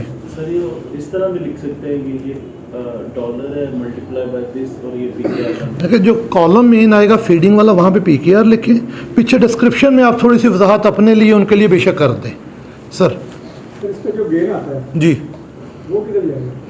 जो मनी एक्सचेंजर है, अगर आदमी मनी एक्सचेंजर है 2021 तक उसका गेन भी टैक्सेबल नहीं था मनी एक्सचेंजर का, लेकिन 2021 के फाइनेंस एक्ट में 2nd शेड्यूल से वो क्लास ख़त्म हो गई थी। ठीक है, जो पर्सनल है तो पर्सनल गेन जो है वो टैक्सेबल नहीं होगा। मेरी वो बिजनेस गेन में आ गया जी, वेल्थ में रखेंगे इसको? जी वेल्थ में रखेंगे, वो वगैरह में अदर वगैरह में डाल लेंगे, क्योंकि आपका जो पर्सनल हम गाड़ी का गेन है हम उसको कहीं पर चार्ज नहीं करते। इस तरह इसका पर्सनल, मैंने डॉलर अपने ज़ाती इस्तेमाल के रखे थे और गेन आ गया तो उस पर टैक्स नहीं है। मैंने बिजनेस के लिए डॉलर रखे थे और उस पर गेन आ गया, वो टैक्सेबल है नॉर्मल इनकम में। बाल लोग कहते हैं मदर इनकम है, आप मदर इनकम में डालना, उस पर टैक्स भी चार्ज करें। मैं फिर गुजारिश कर रहा हूँ कि अगर तो आप डॉलर इसलिए पार किया कि मेरा बिजनेस है तो पर्सनली पर्सनल पे ये नहीं आएगा। और वे एक और जरा बता दें, अगर मैंने एक साल में 2-3 ट्रेंचेज में रख दी हैं जी मुख्तलिफ, तो उस पर फिर वो मैं वही क्लोजिंग डेट लगाऊंगा। जिस और जिस उसकी कॉस्ट डेट और उसमें जो जिस डेट को आप कर रहे हैं साजर है, आपके पास अपना वो लेजर अवेलेबल होगा। आपने बाइंग किस रेट पे की, सेलिंग किस रेट पे की, तो जो उस लेजर का नटशेल है वो आप पोस्ट करेंगे 30 शीट का। जो गेम की रिकंसिलिएशन है फिर वो किस तरह से? वो जो भी प्लस या माइनस दोनों सूरतें मुमकिन है, तो वो इनफ्लो या आउटफ्लो के अदर में हो जाएंगी। वहाँ अंदर में डाल देता अदर में जब उसकी वजाहत आपसे मांगी जाएगी तो आप अपने लेजर और डॉक्यूमेंट के साथ उसको एक्सप्लेन करेंगे। उसके बाद इसके अंदर जो है एक बहुत बड़ा इशू आता है कि अगर कोई बंदा दौरान साल फौत हो गया तो उसकी रिटर्न असेसमेंट या बाकी मामला कहाँ कैसे होंगे, इसको डील करता है हमारा सेक्शन 87। तो 87 सेक्शन के अंदर ये है कि उसका जो वारस लीगल हेयर्स हैं वो पाबंद हैं कि उसके बिजनेस की उसकी वो रिटर्न भी फाइल करें, और अगर उसको कोई टैक्स लगता है डिसीज बंदे को उस तरह ही टैक्स लग सकता है जैसे जिंदा को लगता है, और जो वारस है वो वरासत की हद तक उस पर पहले टैक्स चार्ज होगा, रिकवर हो सकता है, उसके बाद वो वरासत तकसीम होगी। इसलिए हम बहुत लीनियट हो जाते हैं, बंदा फौत हो गया और फाइल साइड पे कर दे, अगर उसको कोई भी टैक्स लग जाता है तो वरासत की हद तक वो पहला चार्ज है, वो चार्ज होगा तो बाकी वरासत तकसीम होगी। तो इसलिए उसके वारसान को बताएं कि जी आपने इनकी रिटर्न भी फाइल करनी है, लास्ट रिटर्न, उसके बाद चाहे बिजनेस शिफ्ट करें, और 6 साल असेसमेंट का भी ध्यान रखना है। अगर उनको टैक्स लग गया तो वह वरासत की हद तक टैक्स रिकवर हो सकता है, तो इसको ज़रूर अपने वो देखें। अगर वो 6 माह या 4 माह बाद फोटो होता है तो वो उसी पीरियड में सिर्फ हम वो देखिए, अगर बिजनेस कंटिन्यू है, अगर तो पार्टनरशिप वगैरह है फिर तो वैसे ही वो कंटिन्यूटी रहेगी और वारस जस्ट ऑनरशिप में एंटर हो जाएंगे। अगर वो प्रोप्राइटरशिप है तो 4 माह या वहाँ तक की आप रिटर्न फाइल करें, उसके बाद जिसने जैसे उसको ऑन किया वो आगे अपनी रिटर्न के अंदर उसको वो शो करें। उसके बाद एक बड़ी अहम चीज़ है वो विदहोल्डिंग टैक्सेस की दुरुस्त एंट्री करें। इसकी मैं 2 तरह वजाहत करूँ। अब सेम ट्रांजैक्शन है, उसके ऊपर 236G और 236H लगता है। आप डीलर हैं तो मैन्युफैक्चरर इंपोर्टर आपको माल दे रहा है, 236G लगना है। आप रिटेलर हैं, होलसेलर हैं तो 236H लगना है। अब वहाँ पे क्या होता है कि टैक्स बचाने के लिए मैं होता रिटेलर हूँ, वो मेरा 236G विदहेल्ड कर रहा है। अब होगा क्या कि जब मैं आकर रिटर्न में उसकी अपनी वो देता हूँ एंट्री, तो मेरा H कलेक्ट होना था और मैंने वो 0.5 के साथ अपने टर्नओवर चीज़ों को रिवर्स करना था। अब जब मेरी अमाउंट वो 0.1 पे कटी होती है और मैं उसको दोबारा करता हूँ तो वो आपका मिसमैच क्रिएट होता है। जो आपका टैक्स विदहेल्ड करता है उसका भी ध्यान रखें कि वो सही दुरुस्त सेक्शन में कर रहा है कि नहीं कर रहा। हमारे पास केसेस आते हैं टैक्स मेरा विदहेल्ड होना है, मेरे भाई का कर दिया गया। हम जब MIS में देखते हैं तो MIS में जाके पता चलता है कि जनाब कोई चीज़ भी ऐसी अवेलेबल नहीं, किधर गया पता चलता है वो जी भाई के ID कार्ड पे चला गया। मेरा सेक्शन 233 में टैक्स कटना था, पता चला जी इसको 236 में काट दिया गया।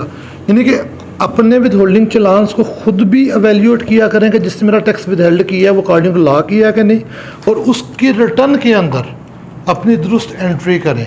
अब सिस्टम इतना फास्ट हो चुका है कि अगर आपने उसके जो डाटा उसके पास अवेलेबल है, अगर आपने दुरुस्त एंट्री ना की तो सिस्टम इतना फास्ट हो चुका है कि वो आपको मिसमैच का नोटिस वो ज़रूर देगा।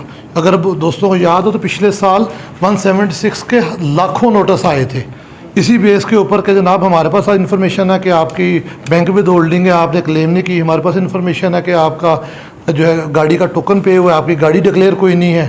तो वो बहुत सारी चीज़ों को वो सिस्टम रिकग्नाइज़ करता है। हर वो जगह जहाँ पे आपका ID कार्ड या NTN पंच हो रहा है वो इस सॉफ्ट के अंदर ऑटो अपडेटेड है। तो इसलिए इसको कोशिश करके जो विद होल्डिंग है इनको ज़रूर करें। इसी के अंदर मैं एक चीज़ आपको एक ऐड कर दूँ। सबसे पहले सवाल भी हुआ उनके, MIS रिपोर्ट को कुरान व हदीस नहीं है, आप उससे सिर्फ मदद लें।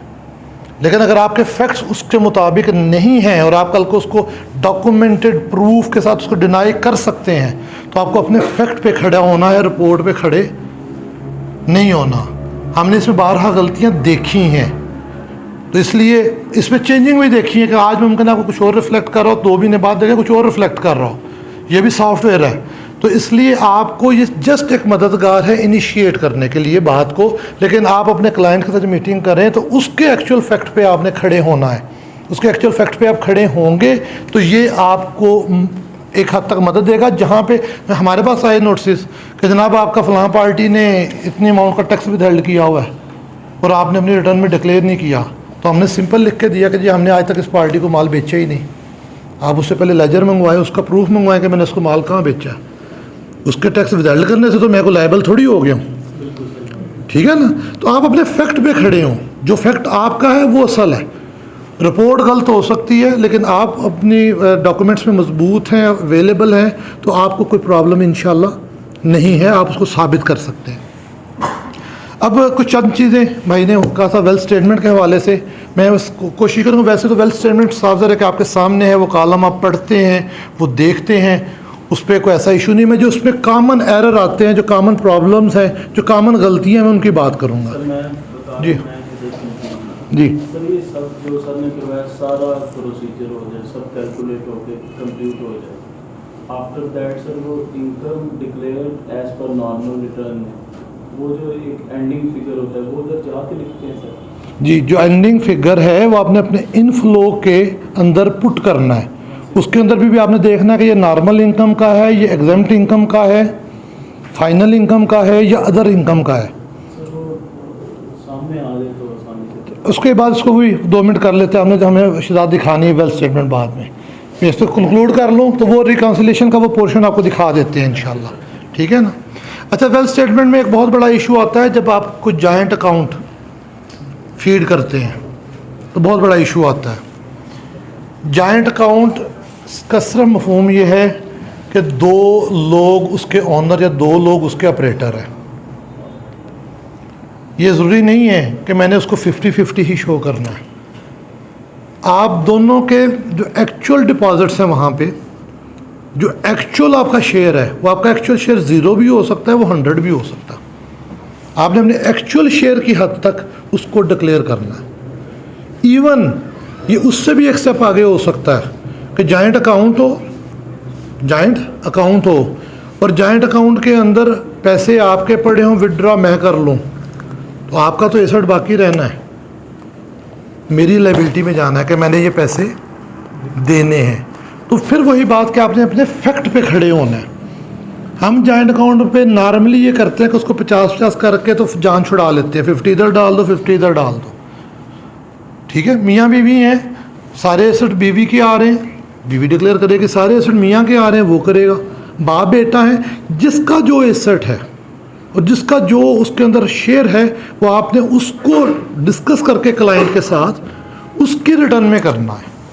हम सिर्फ ये कर लेते हैं, बस ये एक एडवाइज़र, सम टाइम हम किसी एक जगह रिकन्सिलेशन में फंस रहे होते हैं, हमारे पास वाइट नहीं होता, तो वो पोर्शन उधर से उठाया, वो दूसरे वाले में उस जगह थी वहाँ डाल दिया, वो चल जाता है काम। लेकिन फैक्ट यही है कि आपने उसको एग्जैक्ट चीज़ को देखना है उसके मुताबिक। फॉरेन रेमिटेंस के ऊपर बहुत क्लियर रही है। 50 लाख से ऊपर, 50 लाख से ज़्यादा आपने 1 रुपया भी ज़ाहिर किया फॉरेन रेमिटेंस के कॉलम में तो वो सीधा सीधा सेक्शन 111 में टैक्सेबल है। तो यही है कि ऊपर वाले पैसे भूल जाएं। अगर आपने शो किया तो आप डायरेक्टली पकड़े गए, क्योंकि आपकी रिटर्न है ना, आपकी असेसमेंट है। लेकिन अगर आपने शो नहीं किया तो फिर किस्मत है 1% को आपको पकड़े, ठीक है ना। मैं खुद कहूँगा कि मैंने कत्ल किया तो मुझे को माफ़ करेगा, कोई कभी साबित करेगा कि इसने कत्ल किया, तो एक टाइम चाहिए उसको सारे प्रोसीजर को करते हुए। आप कह सकते हैं जी ये पैसे रेमिटेंस नहीं थे, ये तो मैंने वो एक्सपोर्ट सर्विसेज दी थी, उसका रेवेन्यू आया, कुछ और कि मना नहीं है, बस 50 लाख से ऊपर हो तो सोर्स बताना पड़ेगा। नहीं तो रेमिटेंस का और पर्पज़ क्या है? जिस रेमिटेंस को हम रेमिटेंस कहते हैं ना, वो वही हम उसको कहते हैं जिसका हमने सोर्स नहीं बताना। आपके पास सोर्स है तो 5 अरब डिक्लेयर करें, आपने एक्सपोर्ट्स की हैं। एक्सेस वाली अमाउंट आप सिग्नेचर को बता दें कहाँ से पैसे हैं, वो फिर नहीं पूछा जाएगा। लेकिन सर उसको भी सेक्शन 111 डील करता है non explanation of nature and जिस अमाउंट का आप शो नहीं करेंगे वो ऐड होगी, लेकिन अनएक्सप्लेन्ड है। और ये जो पार्लियामेंट है जो लिमिट है वहाँ तक उसका नेचर सोर्स भी नहीं बताना, ठीक है ना। उसकी एडिशन हो ही सकती है। उसकी 3 कंडीशन है कि फॉर रिमिटेंस हो, इनकैशमेंट टू कैश हो, फॉर बैंकों से हो $2 फॉर्म हो और उसका सर्टिफिकेट दे, प्लस ये बाकी भी अभी हो उन्होंने ऐसा मतलब लेके इनकॉर्पोरेट किया 111। सर जो मनी एक्सचेंज से हमें पेमेंट हाँ, आती है जी। मतलब महीने का 2-2.5 लाख फॉर एग्जांपल हमें आ रहा है हमारी पर्सनल इनकम जी, से आ रही जी। है, वो तो हमें कोई प्रूफ देने की जरूरत नहीं है। वो उसकी रसीद अब डीम्ड है, रसीद चाहिए। मनी चाहिए और- जी जी, रसीद तो चाहिए, रसीद दूंगा तो महकमा मानेगा ना। मैं ज़ुबानी कह दूं मुझे वेस्टर्न यूनियन आया, कौन मानेगा?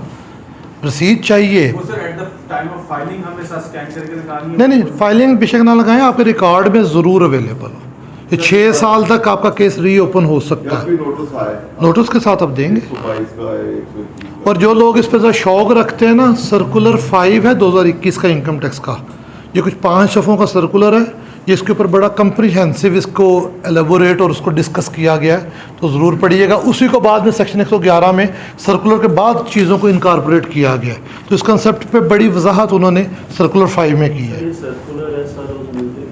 FBR की वेबसाइट भरी पड़ी है, जैसे जैसे आप उसमें जाएंगे उसके गूगल पे डाले वहाँ से भी मिल जाएंगे। FBR की वेबसाइट पे भी सारे अवेलेबल है। जो FBR से रिलेटेड चीज़ है वो FBR की वेबसाइट पे अवेलेबल है। सर एक अमाउंट डिक्लेयर्ड है कैश में और अकाउंट में, मसलन 50 लाख रुपए जी। कैश में, 40 लाख है, 10 लाख रुपए अकाउंट में। तो कोई रिश्तेदार कराची बैठा हुआ है, कोई किधर बैठा हुआ है, कोई कहता है मेरे 5 लाख रुपए इंडिया है, तो तेरी रिटर्न डिक्लेयर्ड है लेके, तो वो फिर मैं मंगवा लेता हूँ। तो इसमें तो नहीं मसला, मगर एक टाइम में 50 लाख से ज़्यादा अमाउंट अकाउंट में नहीं होती, यानी कि जितना डिक्लेयर किया हुआ है ना कैश और उसमें, तो कोई इशू तो नहीं है। देखिए, पहली बात, डॉक्टर और वकील से कभी नहीं पूछना चाहिए कोई इशू तो नहीं है। ये मैं बिल्कुल क्लैरिटी से आपसे, हमसे पूछते हैं लोग आके, इशू यहाँ बनते को टाइम नहीं लगता, नंबर 1। नंबर 2, मैं गुजारिश करूँ, टैक्स के अंदर कोई दोस्ती नहीं है, ये जहन में रख लीजिएगा। लोग आपको यूज़ करते हैं। मेरे पास क्लाइंट आए जी, ये दोस्त ने मेरे अकाउंट में 70 लाख लगा था, महकमे ने पकड़ कर टैक्स लगा दिया, वो पैसे लेकर 70 निकल गया। अब तो मैंने कहा अब दोस्ती निभाओ ना, उसको कौन आकर टैक्स इसका कोई नहीं करता आपकी जगह, ठीक है। आखिरी बात इसके अंदर ये है कि ये रिकॉन्सिलेशन हो जब आप अपनी बनाएं। मिसाल है, मेरे पास मेरे भाई ने भेजे 10 लाख, यार भेजे अकाउंट में रख लो, फिर आप अपनी वेल्थ स्टेटमेंट में दिखाएं कि ये 10 लाख मेरी लाइबिलिटी है। मिस्टर सो कैश, अगर कैश माइनस कर रहे हैं तो फिर इसका सिंपल मफहूम है कि आप उस एंट्री को ऑन कर रहे हैं, नंबर 1। तो उसकी फिर नेचर रीजनिंग बताएं, वो क्यों आए हैं।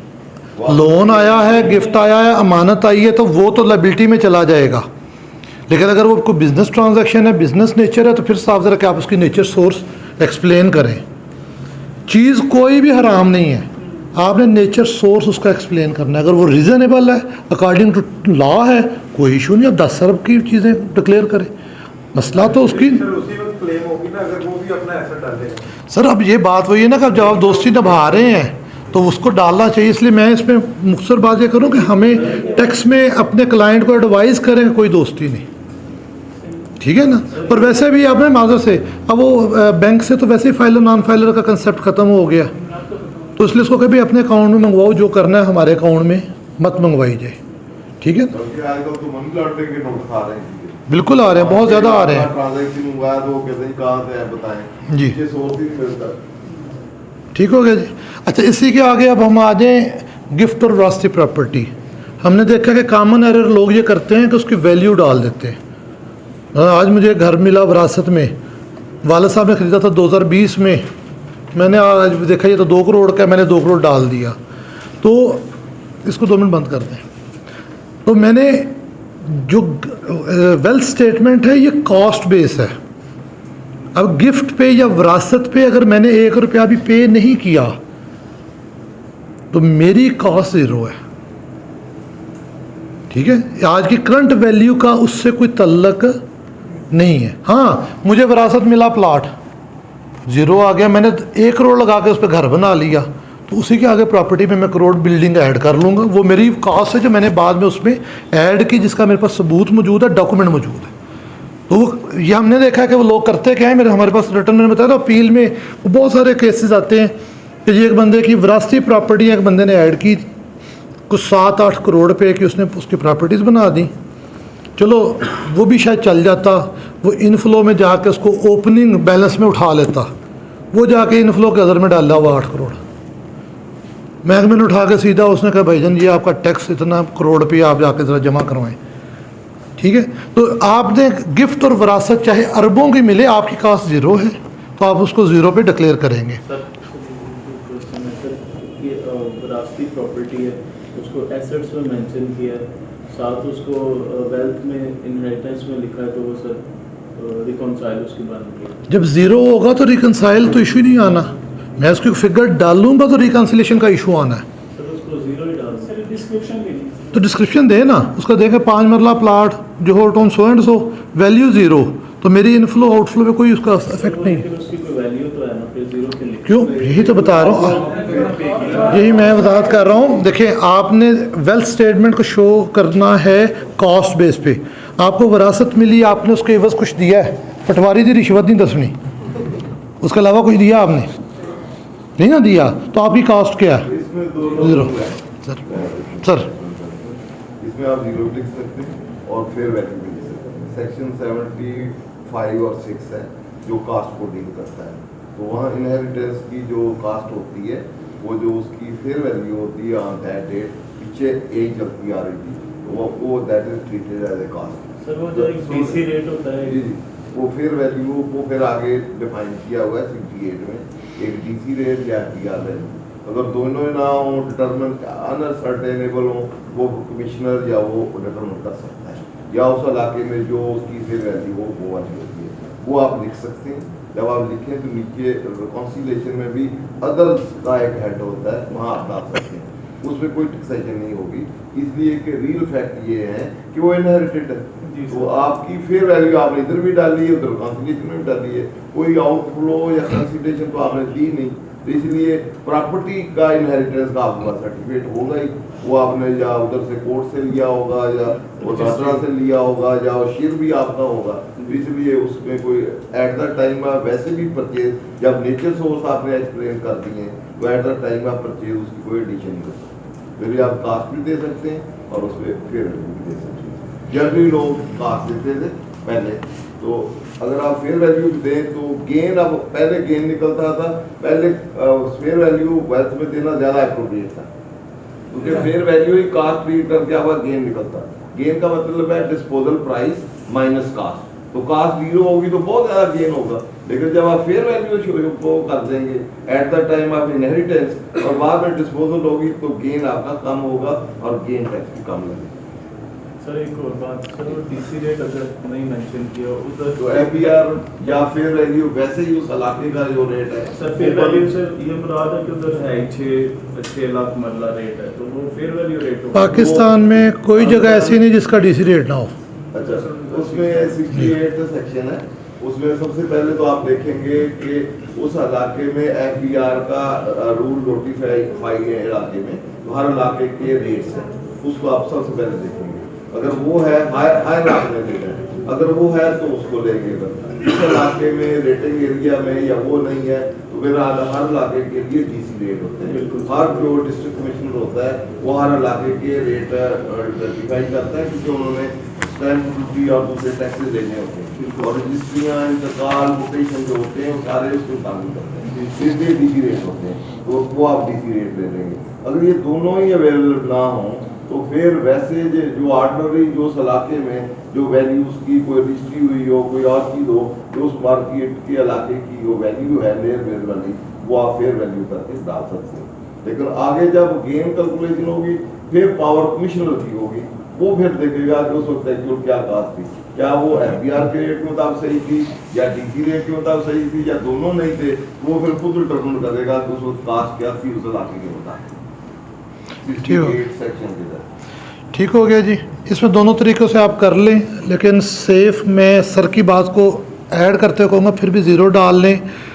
अगो अफसर भी पढ़ा लिखा होना सर बहुत ज़रूरी है, ठीक है ना, जीरो डाल लें तो सीधा इजी हो जाएगा, तो ऑब्जेक्शन भी नहीं रेज करेंगे। Objection। अगर आप आपने जो बात की है उसमें गेन का इशू आ सकता है, मैं क्योंकि वो कहे कि आपने खुद डिक्लेयर किया जीरो, तो चलो गेन का सारा ही ले लो। ये जो सर ने हुक्म किया ना अदर वाला, क्योंकि अदर में डाल कर रिकनसाइल करेंगे, वो तो नहीं गेन के बाद हुआ नहीं कि आपने खुद जीरो डिक्लेयर की, आप जी। करोड़ की दी तो करोड़ ही गेन है, जी लेकिन पहले था कि वो फेयर वैल्यू उसके लिए डिटरमिन करना जरूरी था, जी वो गेन कैलकुलेशन करने के लिए जो सेक्शन 37 उसमें था। उसमें से फेयर वैल्यू निकालनी थी, इवन दो आपने जीरो डिक्लेयर की, लेकिन अब जो है इस साल से ऑनवर्ड ये वाला जीरो कास्ट वाला कंसेप्ट जो है, लेकिन उसमें जो गेन कैलकुलेशन के लिए है कि उसकी कास्ट क्या ट्रीट होगी, वही ट्रीट होगी जो डिसीज की कास्ट, जितना उसका था वो पिछले साल आया था कि 2 साल के अंदर बेचेगा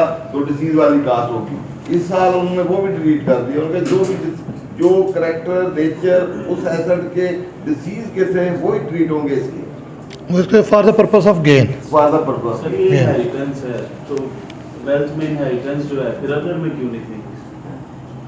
सर हमने बताया कि एसेट ऊपर उधर ही आना है। एसेट उधर ही आना है, नीचे जो रिकॉन्सिलेशन है ना वहाँ इनफ्लो की चीजें हैं। उसमें एक तो है कि आपने रिटर्न में जो आपकी टैक्सेबल इनकम है, रिटर्न डिक्लेयर की है इनकम, एक वो शो करनी, एक फाइनेंशियल चार्ज वाली इनकम कैलकुलेट करनी, एक और भी तो आ सकते हैं जैसे गिफ्ट आया आपको, कैश आया, अदर्स में वो काफी सारे हेड है जो कहीं ना मिले आप वहाँ इनफ्लो में शो कर दें। इस तरह पेमेंट आपने की होती है, कुछ तो पर्सनल एक्सपेंसेस हैं, कुछ टैक्सेस हैं, कुछ और पेमेंट है आपने गिफ्ट किसी को दिया है या कोई और चीज, वो अदर का एक हेड है हर चीज के लिए, तो वहाँ उस अदर में आप लिख सकते हैं। अभी किसी ने क्वेश्चन डॉलर का किया था, तो डॉलर वाला भी ऐसे ही है। डॉलर में भी 2-3 सिचुएशन है। एक सिचुएशन तो है कि डॉलर आपकी वही रहे जो पहले था, जो पिछले डॉलर से जितने उतने ही साल के एंड पे है, तो साल का एंड आप रेट लगाएंगे, रेट में जो डिफरेंस होगा वो अदर फ्लो में उसी अदर में लिखेंगे आप। दूसरी सिचुएशन ये है कि आपके डॉलर पहले कुछ और थे, ड्यूरिंग देयर एडिशन डिलीशन भी हुई है, तो एडिशन डिलीशन में उन्हीं डेट के आप रेट लगाएंगे, रेट करके जो डिलीट हुआ है उसका गेन, वैसे वो पर्सनल एसेट होगा, चार्जेबल टू टैक्स तो नहीं होगा, लेकिन उसके मुताबिक रेट कैलकुलेट करके फिर आप एंड पे लेके आएंगे और क्लोजिंग का उसी तरह रेट लगाएंगे, इनफ्लो आउटफ्लो में उसी तरह आप शो कर देंगे। ठीक सर, इससे गिफ्ट के हवाले से क्वेश्चन है कि अब जब गिफ्ट प्रॉपर्टी होती है तो उसके ऊपर क्योंकि ऑनरशिप ट्रांसफर होती है तो 236 के चार्ज होता है, उसके ऊपर स्टैम्प ड्यूटी भी उतनी लगती है जितनी के जब प्रॉपर्टी एक नाम से दूसरे नाम पे चार्ज होती है तो उतनी स्टैम्प ड्यूटी लगती है। अब होता क्या है, हम गिफ्ट 0 डिक्लेयर कर देते हैं, लेकिन 111 के नोटिस में आ जाता आपका 236 के कटा हुआ इतना, आपने ये क्लेम नहीं किया, तो वो कंसीलमेंट कंसीडर करते हैं। तो इसको कैसे ट्रीट करेंगे, क्योंकि जब हम गिफ्ट करवाते हैं तो तब भी हमारे एक्सपेंस तो होते हैं। एक तो ये है, प्रॉपर्टी है, मैं प्रॉपर्टी के ऊपर स्टैम्प भी लगने और उसका 236 के भी हो, तो इसको कैसे ट्रीट करें? हिबा की जो है ना लैंड रेवेन्यू के अंदर 2 कैफियतें हैं, एक कहते हैं हिबा जायज़ वारसान और एक हिबा नाजायज़ वारसान। हिबा जायज़ वारसान के ऊपर ये स्टैम्प और बाकी चीज़ें नहीं लगेंगी। 236 के हवाले सी के हवाले से एक जब 2016-17 में ये आया था तो एक सर्कुलर अवेलेबल है जिसमें इस बात को वजाहत किया गया था कि ब्लड रिलेशन की सूरत में, जायज़ वारसान की सूरत में, और जो ये बहन भाई जायज़ वारसान में नहीं आते, माँ बाप बेटा पोता, ये जो चेन है ये जायज़ वारसान में आती है, तो वहाँ पे नहीं लगता। जब नाजायज़ वारसान में आप आएंगे तो वहाँ पे ये चीज़ आएगी, लेकिन वहाँ पे फिर वो सवाल उठेगा जो सर ने दोनों मेथड एक्सप्लेन कर दिए हैं कि अगर आप कॉस्ट बेस पे जाएं तो उस गिफ्ट के इवज़ आपने कुछ नहीं दिया तो आप बता के कि ये stamp paper only for the purpose of section 68 जारी हुए हैं तब भी कर सकते हैं, या दूसरा मेथड जिसे सर ने बताया कि आप पहले ही उसको उस अमाउंट पे साथ डिक्लेयर कर लें, लेकिन फिर आपको उसको फिर उतनी अमाउंट को इनफ्लो के अदर में भी लेना पड़ेगा, तब जाके आपकी वेल्थ स्टेटमेंट रिकनसाइल होगी। अच्छा, इसमें दूसरा ये सर। 236 और के जो है वो क्या इनहेरिटेंस पे है, पहला क्वेश्चन ये है। वहाँ सेल परचेज लिखा हुआ है, ये सेल परचेज का नहीं है। क्या आपकी इनहेरिटेंस होती है या गिफ्ट होता है? नहीं होता है। क्योंकि वहाँ आपने कंसीडरेशन देना होती है, यहाँ आपने कोई सेल परचेज के लिए उसकी इंग्रेडिएंट है। सर जब इनकी इसकी लैंग्वेज पढ़ते हैं ना तो वहाँ पे लिखा हुआ कि ये हमें पे करने हैं जब ओनरशिप ट्रांसफर होती है। मैंने सेल लिखा हुआ है, सेल लिखा हुआ है, सेल ओनरशिप ट्रांसफर का वर्ड नहीं है। पहले सेल और परचेज लिखा हुआ है। अच्छा, वही कहा ना, वो उस पर टैक्सेस नहीं लगते, नहीं लगते। सर आप ये जो प्रैक्टिस है ना अमूमन वो जो जायज वारसान है उनके लिए भी अब जो प्रैक्टिस चल रही है ना इधर, तो वो ये स्टैम्प ड्यूटी भी वो लेते हैं और 236 के भी उनका वो जमा करवाते हैं। वो सर्कुलर लें। पूरी बात सुन लेना, एक तो ये है कि वो सेक्शन अप्लाई नहीं करते as per language, fiscal statute में क्लियर वर्ड देखने चाहिए सपोज वो डिपार्टमेंट या अथॉरिटी कहती है वो लगते हैं, दूसरी सिचुएशन ये है कि वो कहते हैं हाँ ये लगते हैं, वो आपसे टैक्सेस भी देते हैं, ड्यूटी शूटी भी लेते हैं, सब कुछ देते हैं। तो फिर उस सिचुएशन में जो आपने कास्ट को फेयर वैल्यू डिक्लेयर करनी, प्लस जो इंसिडेंटल एक्सपेंस आए हैं वो भी कास्ट का पार्ट बनाने, जो आपका टैक्सेस आए हैं वो आप रिफंड क्लेम कर लेंगे, या एज पर 236 या के जो आपको कहता है उसके मुताबिक कर लेंगे। और गेन की कैलकुलेशन डिस्पोजल पे उसी तरह होगी, ये कास्ट में से लेस हो जाएंगे एक्सपेंस जो है, ड्यूटी शूटी जो आपने पे की, इसमें कोई मसला तो कोई नहीं। जो भी एक्सपेंस इनकम होगा फॉर एक्वायरिंग द एसेट वो कास्ट का पार्ट होगा। और दूसरा था ये मैं पूछना था कि क्या आपने जैसे कहा है कि एक प्रॉपर्टी इनहेरिटेड किया है, मैंने उसकी मार्केट वैल्यू लिख दी। अब इनफ्लो के अंदर एक उसने इनहेरिटेंस का भी पोर्शन एक कॉलम लिखा हुआ, अदर की बजाय इनफ्लो के अंदर उसने एक इनहेरिटेंस का भी लिखा हुआ है। और वहाँ लिख दे, अगर आप वहाँ पे लिख दे ज्यादा बेहतर नहीं है? जहाँ कहीं किसी का एक्सप्रेस कॉलम है तो प्रायोरिटी भी आपने उसी तरह लिखना है, ऐसा उधर ठीक है ना। अगर जहाँ कहीं अवेलेबल नहीं है फिर जनरल एप्लीकेबल होगा, फिर जनरल कॉलम होगा। जहाँ स्पेसिफाइड है कोई हेड भी रिटर्न में या वेल्थ में, तो पहले प्रायोरिटी पे आपने उसमें लिखना है, जहाँ वो अवेलेबल नहीं है फिर अदर वाली ऑप्शन।